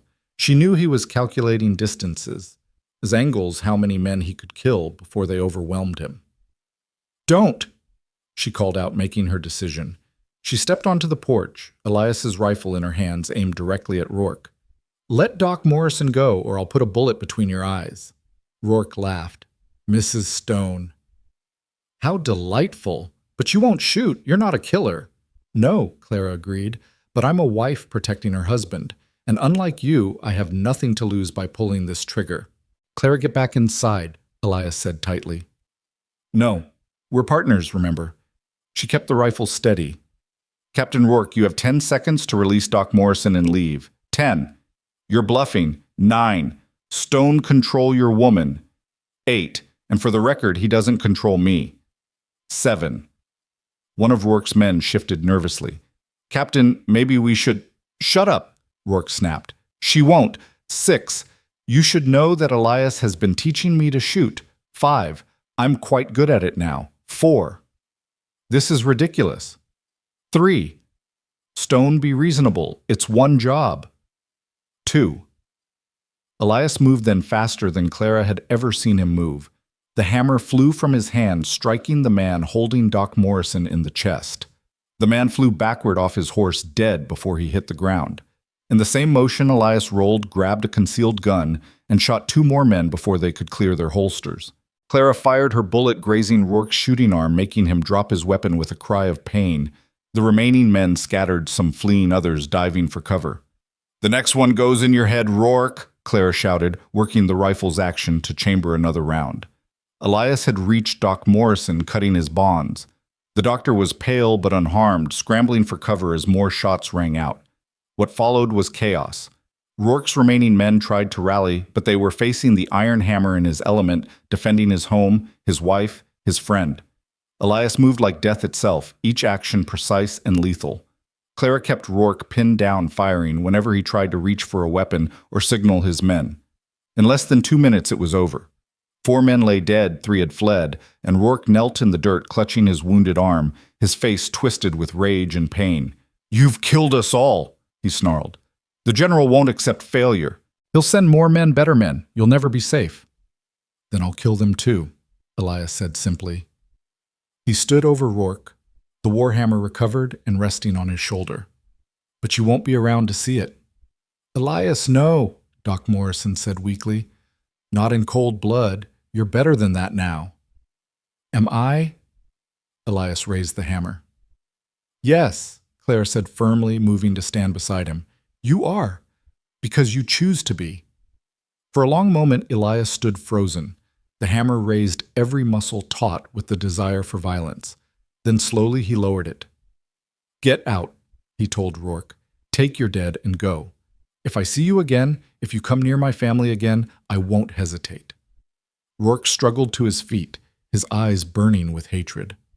"This isn't over, Stone. You can't escape what you are. The iron hammer will always be inside you waiting, and one day it'll destroy everything you love." "Maybe," Elias said, "but not today." They watched as Rourke and his surviving men loaded their dead and rode away. Only when they were out of sight did Elias drop the hammer and pull Clara into his arms, both of them shaking with reaction. "You could have been killed," he said into her hair. "So could you. You shot him. You actually shot Rourke." "I was aiming for his chest," Clara admitted. "Still need to work on my accuracy under pressure." Elias laughed wild and slightly hysterical. "God, I love you." Doc Morrison cleared his throat. "Not to interrupt, but perhaps we should discuss what happens next." Rourke wasn't wrong about the general. If he's really taken money from a Mexican warlord, then we deal with it, Clara said firmly. Together. "We'll need help," Elias said, his tactical mind already working. "Carl knows some veterans who might—" Already ahead of you, a new voice said. They turned to see Sheriff Coleman riding up, followed by Carl Hendricks and 6 other men, all armed. We heard the shots from town, came as fast as we could. How did you... Doc's wife saw Rourke's men grab him, raise the alarm. Coleman surveyed the carnage grimly. Seems we missed the excitement. Rourke will be back, Elias warned, with more men. Then he'll find more than just you waiting, Carl said. We've talked it over. Pine Valley takes care of its own, and you're one of us now, both of you. Claire felt tears prick her eyes. After years of feeling unwanted, unloved, she now had not just a husband, but a community willing to fight for them. We should prepare, Sheriff Coleman said. Fortify the cabin, set up watch rotations. No, Elias interrupted. I won't bring war to this town. Claire and I will leave Draw Rourke away. Like hell you will, Coleman said bluntly. You think we'd let you face this alone after what you've done for this town? I haven't done anything for this town. Haven't you? Doc Morrison spoke up steadier now. You've brought prosperity with your smithing. You've stood up to corruption. You saved Clara from a fate worse than death. And just now you spared a man who deserved killing, showing us all that redemption is possible. The preacher's right about you, Carl added. You're a good man, Elias Stone. Maybe you weren't always, but you are now. And good men deserve protection when evil comes calling. Elias looked overwhelmed. Clara took his hand, squeezing it tightly. Let them help, she said softly. You don't have to carry this alone anymore. The next hours were a flurry of activity. The men from town helped fortify the cabin, setting up defensive positions and clear fields of fire. Women arrived with food and supplies, treating the cabin like a fortress under siege. Even Margaret's daughters came bringing medical supplies and avoiding their mother's increasingly isolated fury. As night fell, watches were set. Clara found herself in the cabin with Mrs. Patterson and 2 other women preparing food for the defenders while Elias consulted with Coleman and the veterans about tactical planning. Never thought I'd see the day, Mrs. Patterson said, kneading bread dough with fierce energy, the whole town rallying around Elias Stone.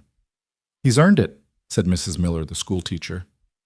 That man's been nothing but respectful and helpful since he arrived. It was only fear keeping people away. Fear and Margaret Jennings' poisoned tongue, Mrs. Patterson added with satisfaction. Notice she's nowhere to be seen now that real troubles come. Clara smiled slightly, but her mind was on Elias out there in the dark watching for threats.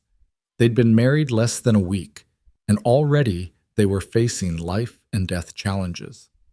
Yet she felt no regret, only determination. This was their life, their choice, their stand. Mrs. Stone, Beatrice Jennings, stood in the doorway looking uncertain. May I speak with you? Clara nodded, stepping outside with her former stepsister. Beatrice looked older, somehow worn down by recent events. I wanted to apologize, Beatrice said quietly, for everything. The way Mother treated you, the things we said, it was wrong. Why now? Because I see what real courage looks like. Beatrice gestured at the armed men, the fortified cabin. You stood up to us, to Captain Rourke, to everyone who tried to control you, and your husband, he could have killed Rourke, but didn't. That's strength. That's choice, Clara corrected. We all have choices, Beatrice. Your mother chose cruelty. You chose to follow her, but you can choose differently now. Beatrice nodded, tears in her eyes. Constance and I, we're leaving Pine Valley. Aunt Martha in Denver has offered to take us in. We want to start over away from Mother's bitterness. I hope you find happiness there. I hope you find it here. Beatrice hesitated, then hugged Clara quickly before disappearing into the night. The attack came just before dawn. Clara woke to gunfire and shouts. Elias was already up, rifle in hand, peering out the window. Stay down, he ordered. Rourke brought friends. Through the window, Clara could see muzzle flashes in the pre-dawn darkness. The defenders were returning fire, but Rourke's men had superior numbers and positioning. There must be 20 of them, Elias said grimly. Maybe more. A bullet shattered the window, showering them with glass. Clara grabbed her own rifle, ignoring Elias's protest. Partners, she reminded him, taking position at another window. The battle raged as the sun rose, painting the mountain in shades of red that seemed prophetic. Clara lost count of how many shots she fired, focusing only on protecting their home. She saw Carl take a bullet in the shoulder but keep fighting. Sheriff Coleman dragged a wounded defender to cover while still laying down covering fire. Then she saw him Rourke moving through the shadows toward the cabin's blind spot, where the kitchen addition created a hidden approach. He had something in his hand, a torch. "He's going to burn us out," she breathed. Elias saw him too. Without hesitation, he grabbed his warhammer and headed for the door. "Elias, no. Stay here. Protect the cabin." He kissed her hard and fast. "I love you." Then he was gone, moving into the battle with the fluid grace of a predator. Clara watched in awe and terror as the iron hammer emerged in full force. He moved through Rourke's men like a scythe through wheat, the hammer crushing skulls and shattering bones. But he was one man against many, and she saw him take hits a graze. Here a deeper wound, there blood beginning to soak his shirt. Clara couldn't stand watching any longer. She grabbed the revolver Elias had given her and ran out the back door, circling around to where Rourke was creeping toward the cabin. The captain was so focused on his approach that he didn't hear her until she pressed the gun to the back of his head. "Drop the torch," she commanded. Rourke froze, then slowly let the burning brand fall to the ground. "Mrs. Stone, how unexpected." "Turn around, slowly." He complied, his eyes glittering with malice even as blood seeped from his wounded arm. "You won't shoot me. Not in cold blood. You're too civilized for that." "You threatened to sell me to Comancheros," Clara said steadily. "You tried to burn my home. You're trying to kill my husband. Civilized is a luxury I can no longer afford." A cry of pain drew her attention for just a second. Elias was on one knee, blood streaming from a gash on his thigh, 3 men closing in on him. That moment of distraction was all Rourke needed. He lunged for her gun. They struggled, Clara fighting with desperate strength she didn't know she possessed. Rourke was wounded, but still stronger, and he was slowly turning the gun toward her when a shot rang out. Rourke's eyes widened in surprise, then he crumpled, revealing Margaret standing behind him with a smoking derringer. "Nobody threatens my stepdaughter, but me," Margaret said with grim humor. Then more seriously, "Go!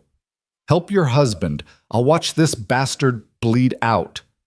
Clara didn't question the miracle of Margaret's intervention. She ran toward Elias, shooting one of his attackers in the back without hesitation.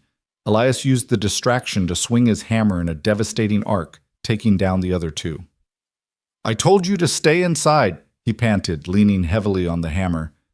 "And I told you we're partners," she replied, tearing strips from her petticoat to bind his leg wound. "Can you walk?" "If I have to." Around them, the battle was turning. Rourke's men, seeing their leader fall, began to retreat. The townspeople pressed their advantage, driving them back with renewed vigor. Within minutes, the remaining attackers were fleeing down the mountain, leaving their dead behind. Sheriff Coleman approached his arm in a makeshift sling, but otherwise intact. "They're running. Should we pursue?" "Let them go," Elias said wearily. "They'll spread the word Pine Valley isn't easy prey." Doc Morrison was already moving among the wounded, assessing injuries with practiced efficiency. The toll was significant. 2 townsmen dead, 6 wounded, including Elias, but it could have been much worse. "Elias needs attention," Clara said urgently. "He's lost a lot of blood." Morrison hurried over, examining the leg wound with a frown. "Deep, but it missed the artery. You're lucky, son. Let's get you inside." As they helped Elias into the cabin, Clara saw Margaret still standing over Rourke's body, the derringer loose in her hand. Their eyes met and something passed between them. Not forgiveness exactly, but understanding. "Thank you," Clara said simply. Margaret nodded. "Your father loved you. I was jealous of that love, poisoned by it. But seeing you today fighting for what's yours, he would be so proud." She turned to go, then paused. "The locket. Your mother's. I didn't sell it. It's in the flower tin at the house, wrapped in oilcloth. Take it. It belongs with you." She walked away before Clara could respond, her black dress disappearing into the morning mist like a ghost of the bitter woman she'd been. Inside the cabin, Doc Morrison worked on Elias's wounds while Clara held his hand. The doctor's needle flashed as he stitched, and Elias bore it stoically, though his grip on Clara's fingers was crushing. "You'll have more scars," Morrison observed. "Add to the collection." "Clara likes my scars," Elias said through gritted teeth. "Says they're a map." A map of survival. Clara confirmed, smoothing his sweat-dampened hair. And you survived again. We survived, he corrected. Couldn't have done it without you, without all of you, he added, looking at the townspeople who'd gathered in the cabin. Carl Hendricks, his shoulder bandaged, but his spirits high, raised a cup of whiskey someone had produced. To the Stones, our neighbors, our friends, our family, Pine Valley stands together. The cheer that went up was ragged but heartfelt. As Clara looked around at these people who'd risked their lives for them, she felt something she hadn't experienced since her father's death belonging. The next days passed in a blur of recovery and rebuilding. The dead were buried, the wounded tended. The story of the battle spread throughout the county, growing with each telling until Elias and Clara had supposedly fought off 50 men single-handedly. Elias hated the attention, but Clara understood its value. Reputation was armor in the frontier, and the more fearsome theirs, the safer they'd be. True to Margaret's word, Clara found her mother's locket in the flower tin. The portrait inside was faded, but still visible, a young woman with Clara's eyes and a gentle smile. She wore it constantly now, a tangible link to the mother she'd never known. Margaret herself left Pine Valley a week after the battle, taking a stage to California, where a cousin had offered her a position as a housekeeper. She left without fanfare, though Clara saw her pause at the cemetery, standing for a long moment at Clara's father's grave. Beatrice and Constance had already gone to Denver, leaving the Jennings house empty, a monument to misplaced pride and wasted years. Judge Harrison resigned his position and disappeared one night, leaving behind debts and accusations of corruption that surprised no one. A new judge was appointed, a younger man from Denver with no ties to the old power structure, determined to bring real justice to Pine Valley. As Elias recovered, limited to light work by his healing leg, he and Clara spent long hours planning their future. The garden took shape on paper-neat rows of vegetables, herbs for cooking, and medicine flowers for beauty. They sketched an addition to the cabin room for children someday. Elias said with shy hope that made Clara's heart race. How many children, she asked one evening as they sat by the fire, his leg propped up her head on his shoulder. As many as you want. As many as we're blessed with. He paused. I never thought I'd be a father. Never thought I deserved that gift. You'll be wonderful, Clara assured him. Protective patient, teaching them to be strong but kind. Like their mother. Like both of us. We're different people than we were a month ago, Elias. We're choosing who we become, remember? He kissed the top of her head. Every day I choose you. 3 weeks after the battle, a package arrived from Denver.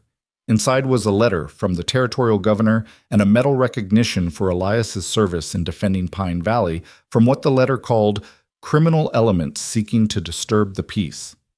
Elias stared at the medal with distaste. I don't want this. Then don't keep it, Clara said practically. But read the rest of the letter. The governor was offering Elias a position territorial marshal with authority to maintain order in the region. The salary was generous, the position prestigious, and it would mean regular travel to Denver and other towns.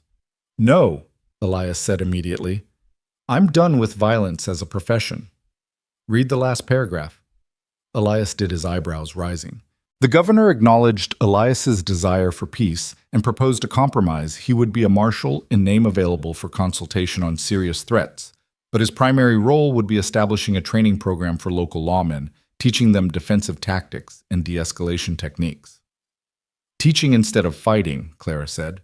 Using your knowledge to prevent violence, not cause it. Elias considered this. It would mean some travel, time away from you. Then I'll come with you when possible. And when not, I'll manage the forge. Carl's been teaching me basic smithing. I have a good eye for it. You have a good eye for everything, Elias said with admiration. All right. I'll write to the governor except on a trial basis. The letter Elias composed was careful, setting clear boundaries. He would not be an enforcer, would not pursue fugitives, would not be the Iron Hammer reborn. He would be a teacher, a consultant, a voice for defensive rather than offensive action. The governor's response was swift and positive, accepting all terms. As spring arrived and Elias's leg fully healed, their new life took shape. The garden Clara had planned became reality. Neat rows of green shoots pushing through dark soil. The forge rang with purpose as Elias worked on a commission for the new courthouse decorative gates that were both beautiful and functional, his artistry finally recognized beyond mere utility. The training sessions began lawmen from throughout the territory coming to learn from the legendary Iron Hammer. But what they found was not the violent warrior of rumor, but a thoughtful teacher who emphasized restraint judgment and the protection of innocence above all. Clara often watched these sessions, proud of how Elias transformed hard men into thinking protectors. He taught them to see violence as a last resort, to understand that true strength lay in preventing fights, not winning them. One afternoon, as Clara worked in the garden, she heard horses approaching. Her hand went automatically to the revolver she now always carried, but she relaxed when she saw it was Doc Morrison with a young couple she didn't recognize. "Clara," Morrison called out cheerfully, "I've brought you new neighbors." The couple dismounted shyly. They were young, perhaps 20, with the worn look of hard travel and harder times. The woman was obviously pregnant, her hand protective over her swollen belly. "This is James and Mary Fletcher," Morrison explained. "They've bought the old Garrett place. James is a carpenter like your father was." Clara's smile was genuine as she welcomed them. "You'll find Pine Valley a good place to settle. The people are kind once you get to know them." "We heard about the battle," James said nervously. "About how the town stood together." "That's what we do here," Clara assured them. "We protect our own." Mary spoke up, her voice soft. "Mrs. Stone, we heard. That is, people say you and your husband have overcome great difficulties, that you found happiness despite hard circumstances." Clara understood what the young woman was really asking. Was there hope for those who arrived with nothing but determination? "We have found happiness," Clara confirmed.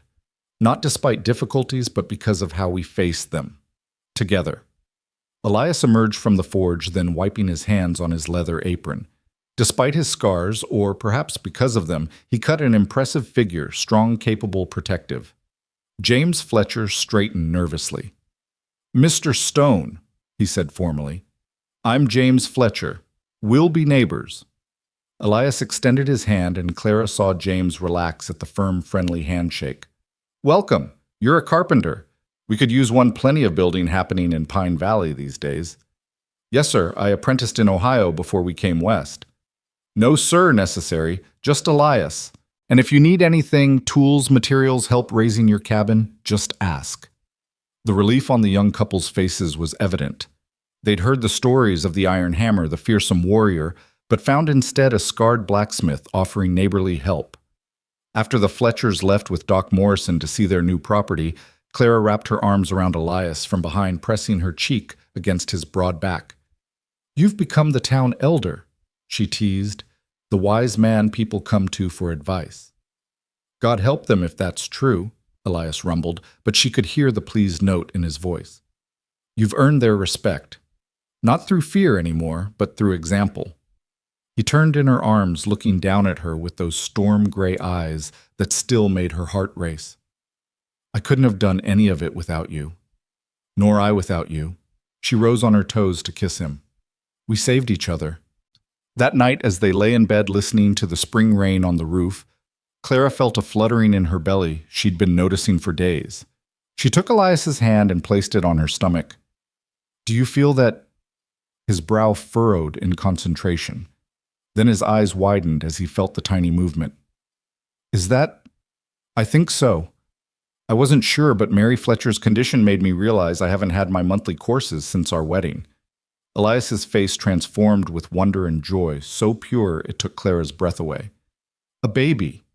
"A baby," she confirmed. "Probably due in the fall." He pulled her against him carefully as if she were suddenly made of glass. "Our child. Our family. Are you happy?" Happy doesn't begin to describe it. He kissed her temple, her cheek, her lips. Terrified, amazed, grateful. "Clara, we're going to be parents." "Good parents," she said firmly. "Loving parents. The kind who teach their children they have choices, that they can become whoever they choose to be." "Like we chose," Elias agreed. "Like we're still choosing every day." The rain intensified, drumming on the roof like a celebration. In the distance, thunder rolled across the mountains, but inside the cabin, All was warmth and safety and love. The months that followed were some of the happiest of Clara's life. As her pregnancy progressed, the entire town seemed to adopt her as a collective daughter. Mrs. Patterson knitted tiny clothes, Mrs. Miller brought preserves and pickles to help with morning sickness, and even stern Sheriff Coleman carved a wooden rattle with surprising skill.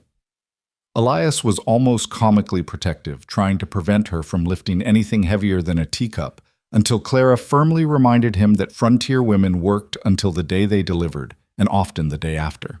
They compromised she would continue her normal activities, but accept help when offered, and he would try not to hover too obviously. The forge became a gathering place for the men of Pine Valley, drawn by Elias's skill and quiet wisdom. Clara often brought out cool water or fresh bread, listening to their discussions of crops and weather politics and progress. The Iron Hammer had become simply Elias Stone, respected craftsman and trusted friend. One hot July afternoon, as Clara rested in the shade while Elias worked, a familiar figure appeared on the road. Clara's hand went to her locket, a habit when she was nervous, but then she recognized the rider Thomas the baker's son, but he wore a badge now. "Sheriff Thomas," she called out in surprise. He dismounted with a grin. "Deputy, actually. Sheriff Coleman's teaching me the job. He says I need training from your husband before he'll make me full sheriff." "You want to learn from me?" Elias asked, emerging from the forge. "Everyone wants to learn from you," Thomas said earnestly. "You're the man who chose not to kill when killing would have been easier. That's the kind of lawman I want to be." Clara saw Elias's throat work with emotion. The boy who'd once wanted to court Clara now came seeking wisdom from her husband with no resentment or jealousy, only respect. "We'll start tomorrow," Elias said. "Dawn, don't be late." As Thomas rode away, Clara reached for Elias's hand. "You've become what you never thought possible, a teacher of peace." "I had a good teacher myself," he said, squeezing her fingers. "A woman who saw past the monster to the man underneath." "There was never a monster," Clara said firmly. "Just a wounded soldier who needed to remember his humanity." The baby came on a crystal-clear September morning with the aspen trees just beginning to turn gold. The labor was long and difficult, with Doc Morrison and Mrs.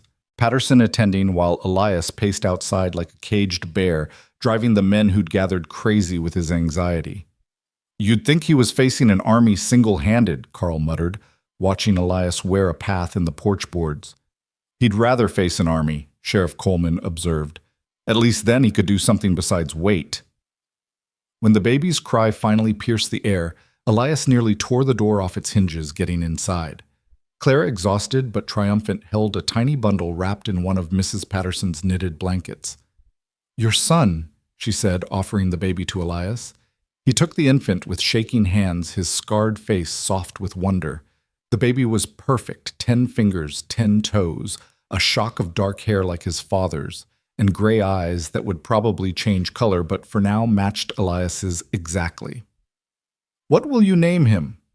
Doc Morrison asked, cleaning his instruments with satisfaction at another successful delivery. Clara and Elias exchanged glances. They discussed this extensively. "James," Elias said. "James Samuel Stone, for Clara's father and for his second chance at life." "James Samuel Stone," Clara repeated, touching the baby's impossibly soft cheek. "Our little Jamie." The christening was held a month later with the entire town attending. Reverend Howard spoke about redemption and renewal, about how children were hope made manifest.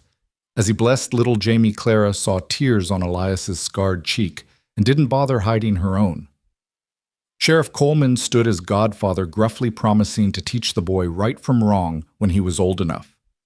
Mrs. Patterson, as godmother, promised to spoil him appropriately and ensure he knew he was loved.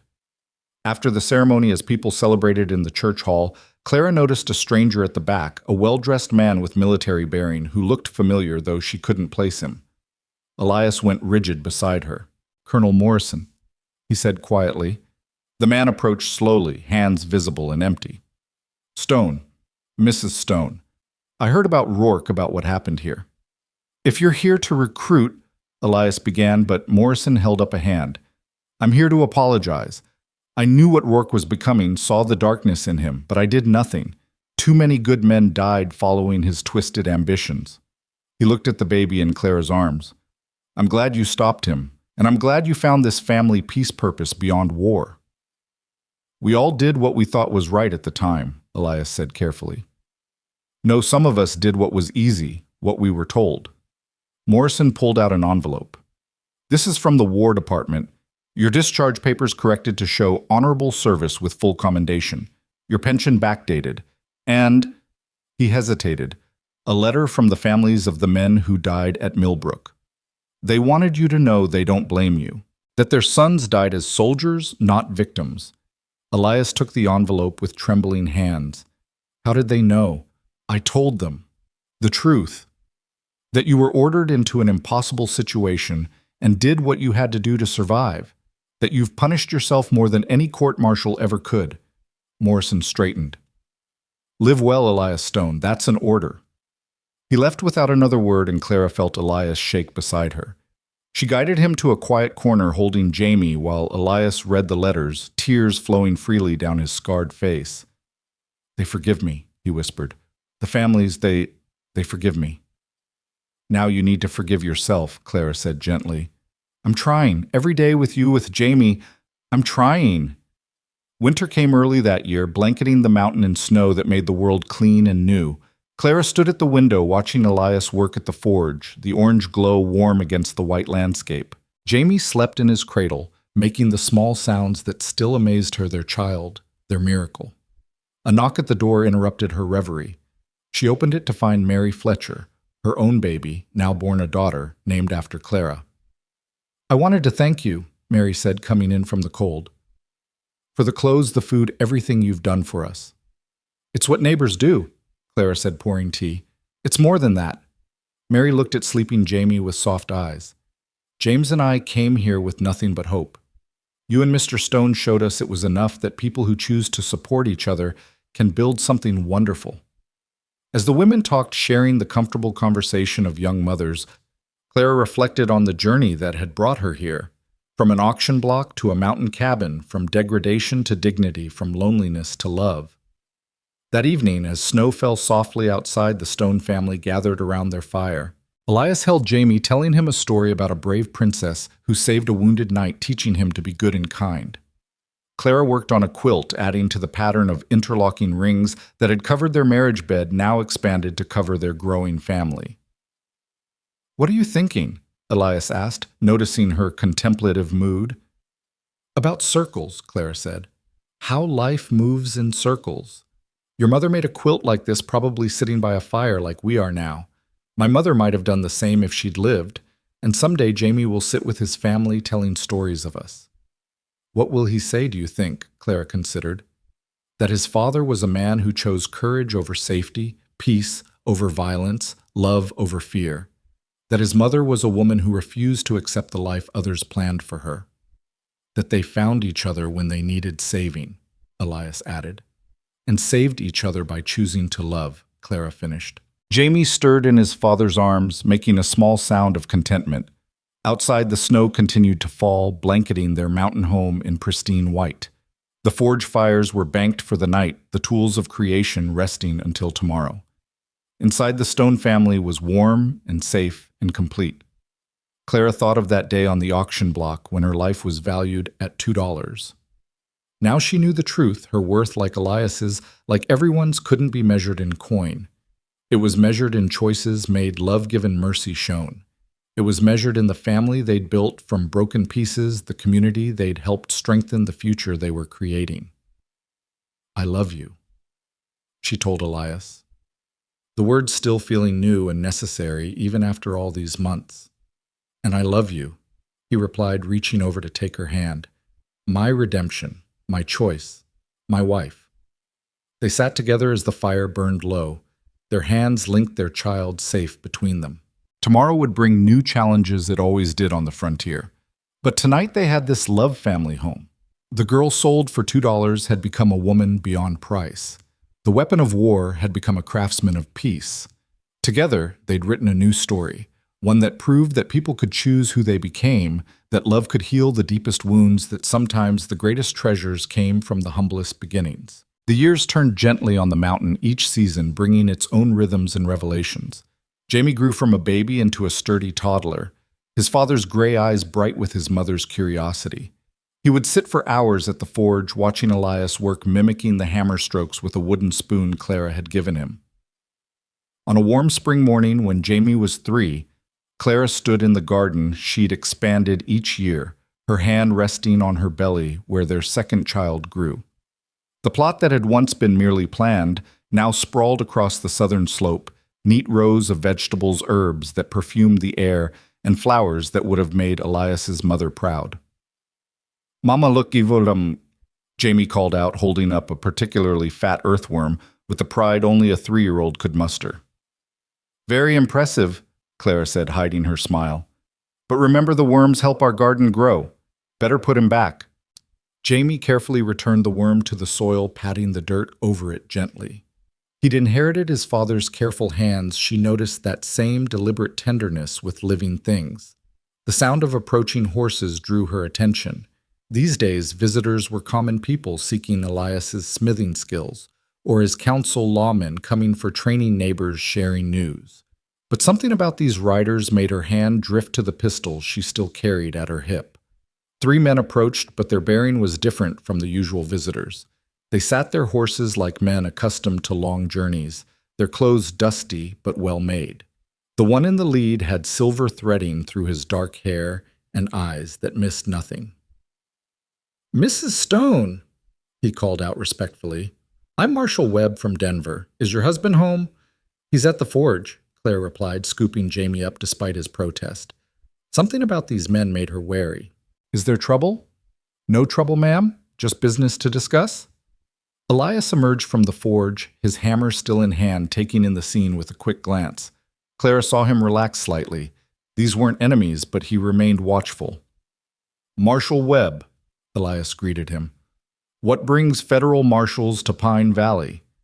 Webb dismounted, his movements careful and non-threatening. "A proposition, Mr. Stone. May we speak privately?" "Whatever you have to say can be said in front of my wife," Elias replied firmly. Webb nodded, respect in his eyes. "There's been trouble in the Southern Territories. A gang led by a man calling himself Blackjack Morrison.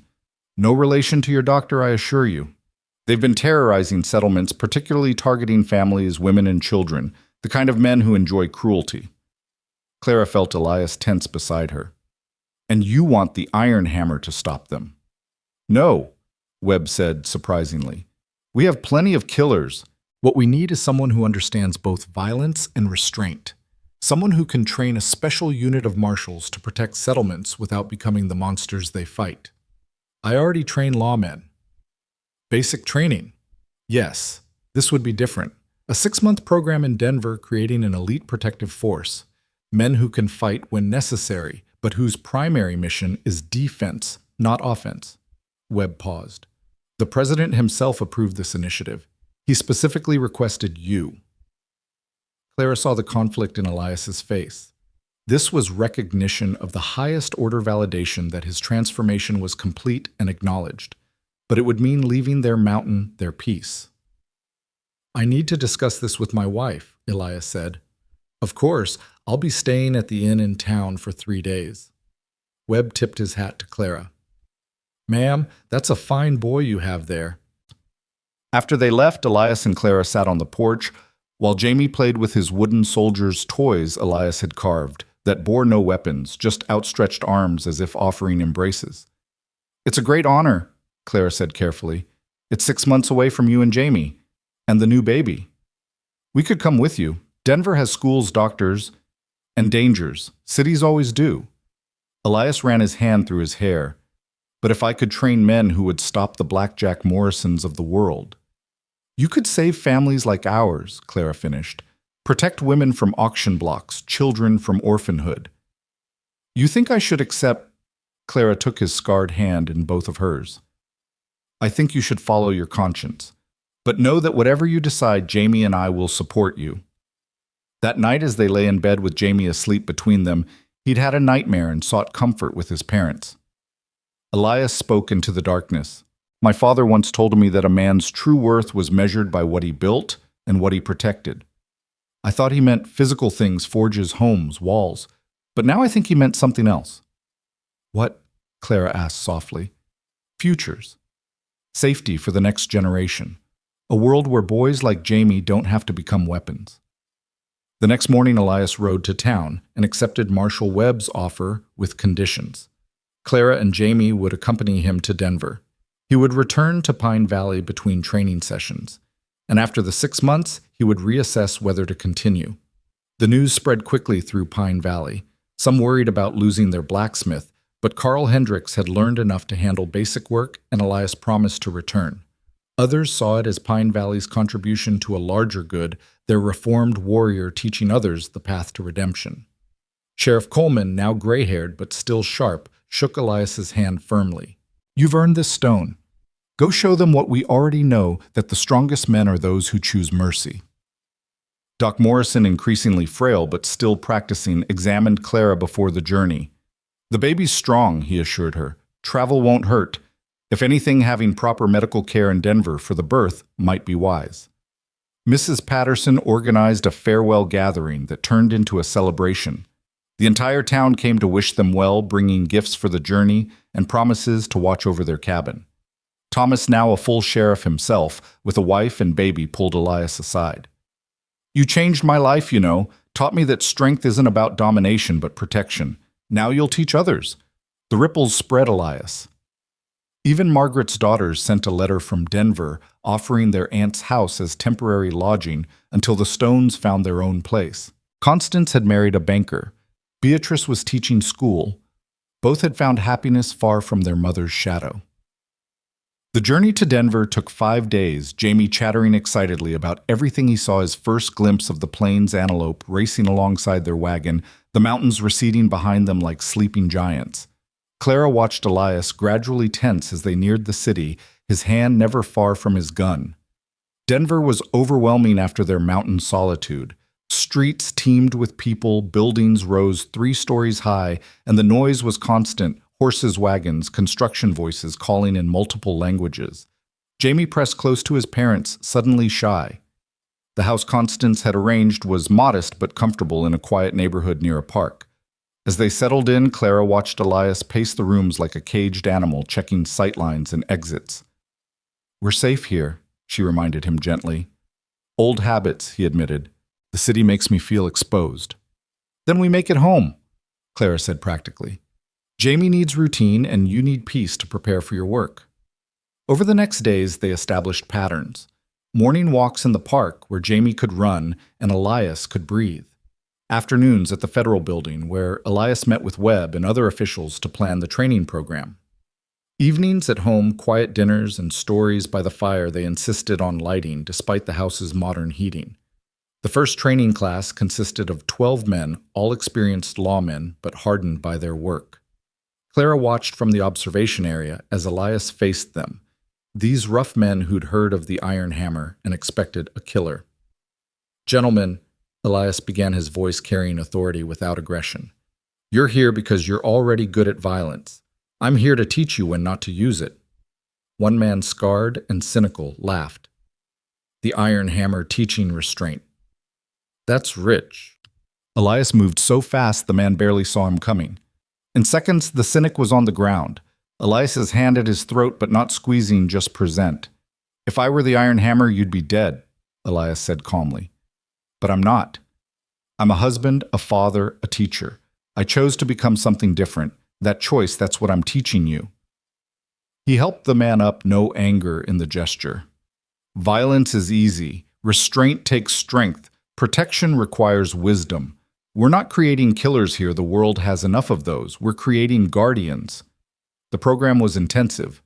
Physical training, yes, but also philosophy, ethics, de-escalation techniques. Elias brought in speakers, judges to discuss, law doctors to explain trauma, even Clara to talk about the perspective of those they'd protect. Fear makes people dangerous, she told the trainees. When someone seems hostile, ask yourself, are they attacking or are they afraid a cornered animal bites not from aggression but from terror? One trainee raised his hand. But some people are just evil, ma'am, like that Rourke fellow who attacked your home. Rourke was broken by war, corrupted by power, Clara replied. Evil, perhaps, by the end, but even he was once someone's son, maybe someone's love. Understanding doesn't mean excusing, but it helps you respond appropriately. As weeks passed, Clara watched the trainees transform. Hard men learned to see vulnerability without exploiting it. Quick tempers learned patience. Those who'd used force as a first response learned to try words, then presence, then restraint with violence as the final option. Jamie became the program's unofficial mascot, toddling through the training facility with his wooden soldiers charming even the toughest marshals. One day, Clara found him teaching a group of trainees mimicking his father's stance and tone. "You be good," Jamie instructed seriously. "No hurting. Protecting only." The men solemnly agreed to the 3-year-old's wisdom. Clara's pregnancy progressed, and with it came a complication. The baby was positioned wrong, the doctor warned. The birth would be difficult, possibly dangerous. Clara saw fear bloom in Elias's eyes, the warrior who'd faced armies terrified by something he couldn't fight. "Women have been birthing babies since time began," she told him firmly. "This one's just taking a scenic route." But privately, she was frightened too. She'd seen women die in childbirth, leaving motherless children and broken husbands. She began writing letters to Jamie, just in case messages for birthday's accomplishments, heartbreaks she might not witness. One evening, she found Elias in the small forge he'd set up behind the house, not working, but standing still, staring at nothing. "Talk to me," she said. "I can't lose you." His voice was raw. "I've lost so much, survived so much, but losing you would break me in ways war never could." "You won't lose me," Claire said with more confidence than she felt. "I'm too stubborn to die." "Clara." "No." She turned him to face her hands on his scarred cheeks. "We don't get to give up. We don't get to assume the worst. We chose hope when we chose each other. Remember, we choose it again now." The labor began on a November night, snow falling softly outside. This time, Elias refused to pace outside. He stayed beside Clara, holding her hand through each contraction. The doctor worked with careful efficiency, but Clara could see worry in his eyes. "The baby's stuck," he said after hours of labor. "We need to turn it, but it will be painful." "Do it," Clara gasped. What followed was agony beyond description. Clara bit down on a leather strap to keep from screaming, aware of Jamie sleeping in the next room. Elias whispered constantly. Prayers, promises, declarations of love. His voice, the only thing anchoring her to consciousness. Then suddenly, the baby turned. The rest happened quickly, a final push, a cry that sounded like victory, and the doctor's relieved laugh. A girl, healthy and loud. Through exhausted tears, Clara saw their daughter pink and perfect, with her mother's nose and what looked like her father's stubborn chin. Elias took her with shaking hands, tears streaming down his scarred face. "She's beautiful," he whispered. "Like her mother." "What shall we call her, boy?" Clara asked, though they'd already discussed it. "Rose," Elias said. "Rose Margaret Stone." Clara smiled at the middle name, a small gesture of forgiveness toward the stepmother who'd ultimately helped save their lives. Rose's arrival changed the dynamics of their Denver life. Jamie was fascinated by his sister, constantly wanting to hold her, sing to her, show her his toys. The trainees, these hard men learning to be protectors, went soft around the baby.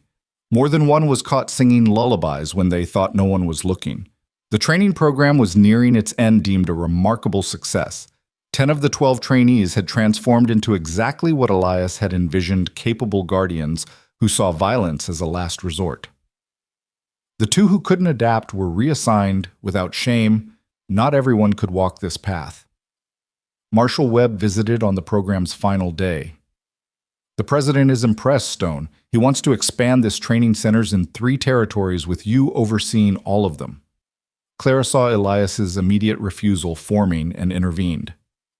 "We need time to consider. Our children are young, and we have a home in Pine Valley." "Of course," Webb agreed. "But think about it. The work you're doing here could reshape law enforcement throughout the West." That night, as they prepared for the graduation ceremony, Clara helped Elias with his formal suit purchased specifically for the occasion. He looked uncomfortable in the fancy clothes, but handsome despite or because of his scars. "You've done something remarkable," she told him, straightening his tie. These men will go out and protect families like ours. The ripples spread like Thomas said. I couldn't have done it without you, Elias said. You humanized me for them, showed them what they were protecting. The ceremony was held in the federal building's Grand Hall. Officials gave speeches about new approaches to law enforcement, about civilizing the frontier through protection rather than domination. But the moment that brought tears to Clara's eyes was when the trainees presented Elias with a gift, a hammer beautifully crafted with an inscription, to build, not destroy, to protect, not punish, to choose mercy over might. One trainee, the cynical one from the first day, stood to speak. I came here expecting to learn from the Iron Hammer. Instead, I learned from Elias Stone, husband, father, teacher. You showed us that our strength should shelter the weak, not dominate them. We'll carry that lesson to every town, every family we protect. As they prepared to leave Denver, visitors came to say goodbye. Constance and Beatrice brought gifts for the children and news that their mother had written from California. She was well working as a companion to an elderly woman finding purpose in service rather than control. The journey home to Pine Valley felt like returning to paradise. The mountains rose before them like old friends. The air grew crisp and clean, and Jamie bounced with excitement at seeing familiar landmarks. But as they crested the final hill, they saw smoke. Too much smoke. Clara's heart clenched as Elias urged the horses faster. The town was intact, but barely. Several buildings showed fire damage and armed men patrolled the streets. Sheriff Thomas met them at the edge of town, relief flooding his face. Thank God you're back, he said. We've had trouble. Blackjack Morrison's gang hit us 5 days ago. We fought them off, but they've been raiding the valley, saying they'll burn the town unless... He paused, looking uncomfortable. Unless what? Elias demanded. Unless the Iron Hammer faces Blackjack in single combat. Clara felt the blood drain from her face. This was Elias's past coming for him again, demanding he become what he'd fought so hard to leave behind. How many dead? Elias asked quietly. 2. Sam Henderson and young Will Bradley. Thomas's voice cracked. Will was trying to protect the school children. He was 17. Clara saw something shift in Elias's face, not the rage of the Iron Hammer, but the cold determination of a protector whose community was threatened. Where's Blackjack now? Camped 10 miles south. He says you have 2 days to answer his challenge or he'll burn Pine Valley to the ground. That night, as Clara tucked the children into their own beds, how good it felt to be home despite the danger. She found Elias standing on the porch, looking toward the southern mountains. You're going to face him, she said. It wasn't a question. I have to. This is my fault. My reputation drew him here. That's not true, and you know it. Men like Blackjack create their own reasons for violence. She stood beside him, taking his hand. But you're still going. Yes. Then I'm coming with you. Clara, no. Not to fight, to witness. To ensure it's fair. She squeezed his hand. And to remind you who you are now, not the Iron Hammer, but Elias Stone, protector of Pine Valley. The next morning, a procession left town. Elias and Clara rode in front, followed by Sheriff Thomas and a group of armed townsmen. Jamie and Rose stayed with Mrs. Patterson, who promised to guard them with her life. The meeting place was a meadow Clara recognized, where she and Elias had picnicked the previous spring, where wildflowers bloomed in rainbow profusion. Now it was bare earth and frost-killed grass, winter coming early to the mountains. Blackjack Morrison's gang waited there, 20 hard men with dead eyes and ready weapons. Blackjack himself stood in the center, a giant of a man with cruel features and hands that had clearly never created anything, only destroyed. The Iron Hammer himself, oh, Blackjack called out mockingly. I heard you'd gone soft, playing house with a woman raising brats. State your terms, Elias said calmly. Single combat, no weapons. To the death. Blackjack grinned, showing gold teeth. When I kill you, your reputation becomes mine. The man who destroyed the Iron Hammer. And if I win, then my men leave this valley forever. Your word on that? Blackjack spat. My word. Elias dismounted, removing his coat and gun belt. Clara caught his arm. Remember who you are, she whispered. Not a weapon, a man who protects. He kissed her gently. Always. The fight was brutal. Blackjack was younger, fresher, and hadn't spent months teaching restraint. He came at Elias like a force of nature, fists like sledgehammers, no technique but overwhelming power. Elias gave ground, initially defending, assessing. Clara saw him taking hits that would fell lesser men, but also saw his strategy. Blackjack was all aggression, no patience. He would tire. But as the fight wore on, Clara realized Blackjack's ferocity might triumph before exhaustion set in. Elias was bleeding from multiple cuts, one eye swelling shut. The crowd of gangsters jeered while the townspeople watched in tense silence. Then Blackjack made a mistake. Drunk on his apparent advantage, he turned to leer at Clara. "After I kill him, woman, maybe I'll take you too. Always wanted to break an iron hammer's whore." The word was cut off as Elias struck, not with the rage of the iron hammer, but with the controlled fury of a husband defending his wife's honor. His fist connected with Blackjack's jaw with a crack that echoed across the meadow. Blackjack staggered, but didn't fall. The two men circled each other, both bloodied, both breathing hard. But something had changed in Elias's stance. This wasn't about reputation or the past anymore. This was about protecting what he loved. The end came quickly. Blackjack charged, expecting Elias to give ground again. Instead, Elias stepped into the charge, using Blackjack's momentum against him. A hip throw sent the larger man flying, and before he could rise, Elias had him in a chokehold.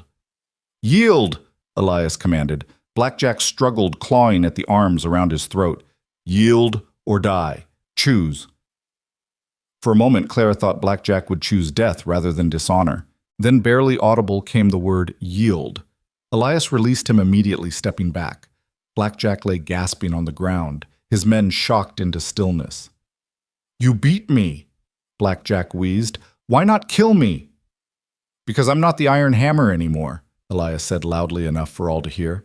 "I'm Elias Stone, husband, father, protector. I choose mercy because I'm strong enough to offer it." He looked at Blackjack's men. "Your leader yielded. Honor his word. Leave this valley and never return." For a tense moment, violence hung in the balance. Then one of the gang members, older than the rest, nodded. "We'll honor it." Blackjack yielded. "We go." As the gang prepared to leave, Blackjack struggled to his feet. He looked at Elias with something like confusion. "You could have killed me, had the right to." "Rights and choices aren't the same thing," Elias replied. "I choose to let you live. Maybe you'll choose to become something better than what you are." Blackjack stared at him for a long moment, then mounted his horse without another word. The gang rode away, disappearing into the southern passes, and Clara knew they wouldn't return. The ride back to Pine Valley was triumphant. Word had already spread and the entire town waited to welcome them. But what touched Clara most was Jamie running to them, arms outstretched, calling "Papa, Mama," with pure joy at their return. That night, as they lay in their own bed with the children safely asleep, Clara traced the new bruises and cuts on Elias's body. "You let him hurt you more than necessary," she observed. "You could have ended it sooner." "Maybe, but ending it with overwhelming violence would have made me the Iron Hammer again. Winning through endurance, through choice, rather than rage that kept me as Elias Stone. The town sees you differently now, not as a reformed killer, but as a true protector." "Do you see me differently?" Clara kissed him tenderly. "I see you exactly as I always have, as the man who paid $2 to save me, who grows flowers for beauty, who teaches violent men to be gentle. My husband, my choice." Winter settled over Pine Valley like a familiar blanket. The town rebuilt what Blackjack's gang had damaged stronger than before. Elias returned to his forge, the ring of his hammer a comfort to all who heard it. Clara tended her winter garden root vegetables and hardy herbs that could withstand the cold. Marshall Webb wrote renewing his offer for Elias to oversee expanded training programs. This time, Elias and Clara discussed it seriously. "We could do a lot of good," Elias said as they watched Jamie teach Rose to stack wooden blocks. "Train hundreds of protectors instead of killers." "But," Clara prompted, "but our life is here. Our children's roots are here. Sometimes the greatest good is simply living well where you are being an example in your own community." Clara nodded, understanding. They'd been given a second chance at life, both of them. Perhaps their role wasn't to change the whole world, but to tend their small corner of it with love and integrity. Elias wrote back to Webb with a compromise: he would train instructors who could establish programs elsewhere, but Pine Valley would remain his home. Webb accepted, understanding that some men were meant to be planted, not wandering. Spring came with its usual glory, the mountains exploding with wildflowers and new growth. Clara's garden expanded again now, teaching other women about herbs and healing plants. Elias took on 2 apprentices, young men who showed promise with both mettle and restraint. On the anniversary of their wedding, Elias surprised Clara with a gift, a small building in town fitted as a school. "You're always teaching anyway," he explained. "The women about gardening and healing the children their letters when the schoolmarm is overwhelmed.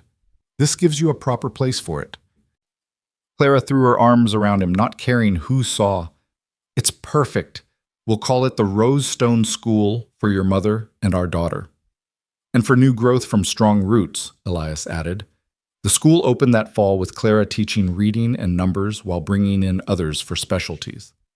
Doc Morrison, despite his increasing frailty for basic medicine, Elias for practical skills, even reformed outlaws who'd settled in the valley for lessons about consequences and redemption. One student surprised everyone: Blackjack Morrison himself, or rather the man he'd become. He arrived one day, hat literally in hand, asking if he could learn to read. "My gang's scattered," he said to Elias's wary questioning. "I've been working as a ranch hand, honest work. But I realized I can't read, can't write, can't be better than I was without learning." Elias looked ready to refuse, but Clara intervened. "Everyone deserves a chance to choose differently. Isn't that what we believe?" So Blackjack, who now went by his real name, John Morrison, became a student. He struggled with letters like a child, this man who'd terrorized towns, but he persisted. Clara watched him slowly transform education, opening doors in his mind that violence had slammed shut.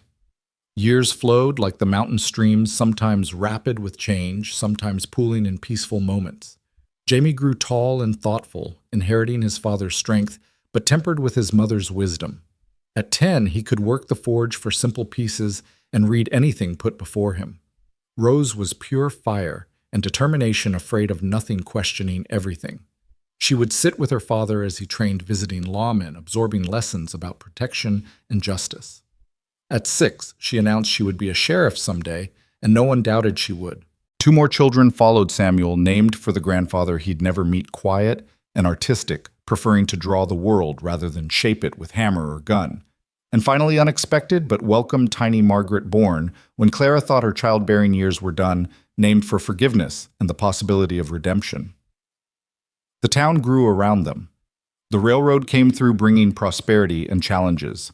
New families arrived, drawn by stories of Pine Valley's safety and community. Some brought problems, claimed jumpers, con men, the inevitable predators that followed prosperity. But they found a community ready to protect itself. Elias's trainees, now scattered throughout the territories, sent their own pupils to learn. Pine Valley became known as a place where law had teeth, but mercy had strength, where violence was the last resort, but decisively applied when necessary. Doc Morrison passed on a cold winter night peacefully in his sleep. The entire town mourned, but his legacy lived on in the young doctor he'd trained in Clara's healing knowledge, in the lives he'd saved and improved. Sheriff Coleman retired, passing his badge to Thomas, who wore it with honor and humility. Under his leadership, Pine Valley became a model for frontier justice firm, but fair, protective rather than punitive. One autumn day, as Clara worked in her expanded garden, now a small farm that fed half the town's needy, a familiar figure appeared. Margaret, her former stepmother, older and worn, but with something like peace in her face. "Hello, Clara," she said simply. They stood looking at each other across rows of vegetables and years of pain. Then Clara gestured to a bench under an apple tree. "Would you like some tea?" They sat together, 2 women who'd been enemies, now something more complex. Margaret told her story: years as a companion, learning humility, discovering that service brought more satisfaction than dominance ever had. "I was terrible to you," Margaret said directly. "Jealous, bitter, cruel. I can't undo it, but I wanted to apologize." "You saved Elias's life when you shot Rourke," Clara reminded her. "That bought considerable forgiveness. It wasn't enough, can never be enough." Margaret looked at the thriving garden, the children playing in the distance. But seeing what you've built, your father would be so proud. They didn't become friends, too much pain lay between them for that, but when Margaret left to return to California, there was closure. A chapter finally ended with something approaching grace. As their 20th anniversary approached, Elias and Clara stood on the same hill where they'd first seen their cabin, now expanded into a proper house, with rooms for each child, a separate building for Clara's healing work, and the forge that never stopped ringing with purposeful creation. "Did you imagine this?" Clara asked, leaning into her husband's still strong embrace. "When you paid $2 for a scared girl, I imagined survival," Elias admitted. "Maybe companionship. I never dared imagine love, family, community, purpose. You gave me all of that." "We gave each other that," Clara corrected. "We chose it, fought for it, built it together." Jamie came running up the hill, now taller than his mother, to report that Rose had gotten into another fight defending a younger child from bullies. "She won, of course," Jamie added with a mixture of pride and exasperation, "but she might have broken Timothy Mueller's nose." Elias sighed. "I'll talk to his parents, smooth things over." "I'll talk to Rose about proportional response," Clara added. As they walked back down the hill toward their life, complicated, challenging, but absolutely theirs, Clara thought about that day on the auction block. $2 had been her price, then the value placed on her by those who saw only property. Now she was invaluable mother, teacher, healer, wife. Elias was no longer the iron hammer, but a craftsman whose work decorated buildings throughout the territory, a teacher whose students protected the innocent across the frontier, a father whose children would carry forward lessons of choice and redemption. They'd started with nothing but pain and $2 silver. They'd built a life worth more than all the gold in the mountains, and they'd proved that people could choose who they became, that love could transform the broken into whole, that sometimes the greatest treasures came from the humblest beginnings. The sun set behind the mountains, painting the sky in shades of rose and gold. Somewhere a hammer rang against metal, not in violence but in creation. Children laughed. A community thrived, and two people who'd saved each other continued choosing every day to build something beautiful from the ashes of who they'd been.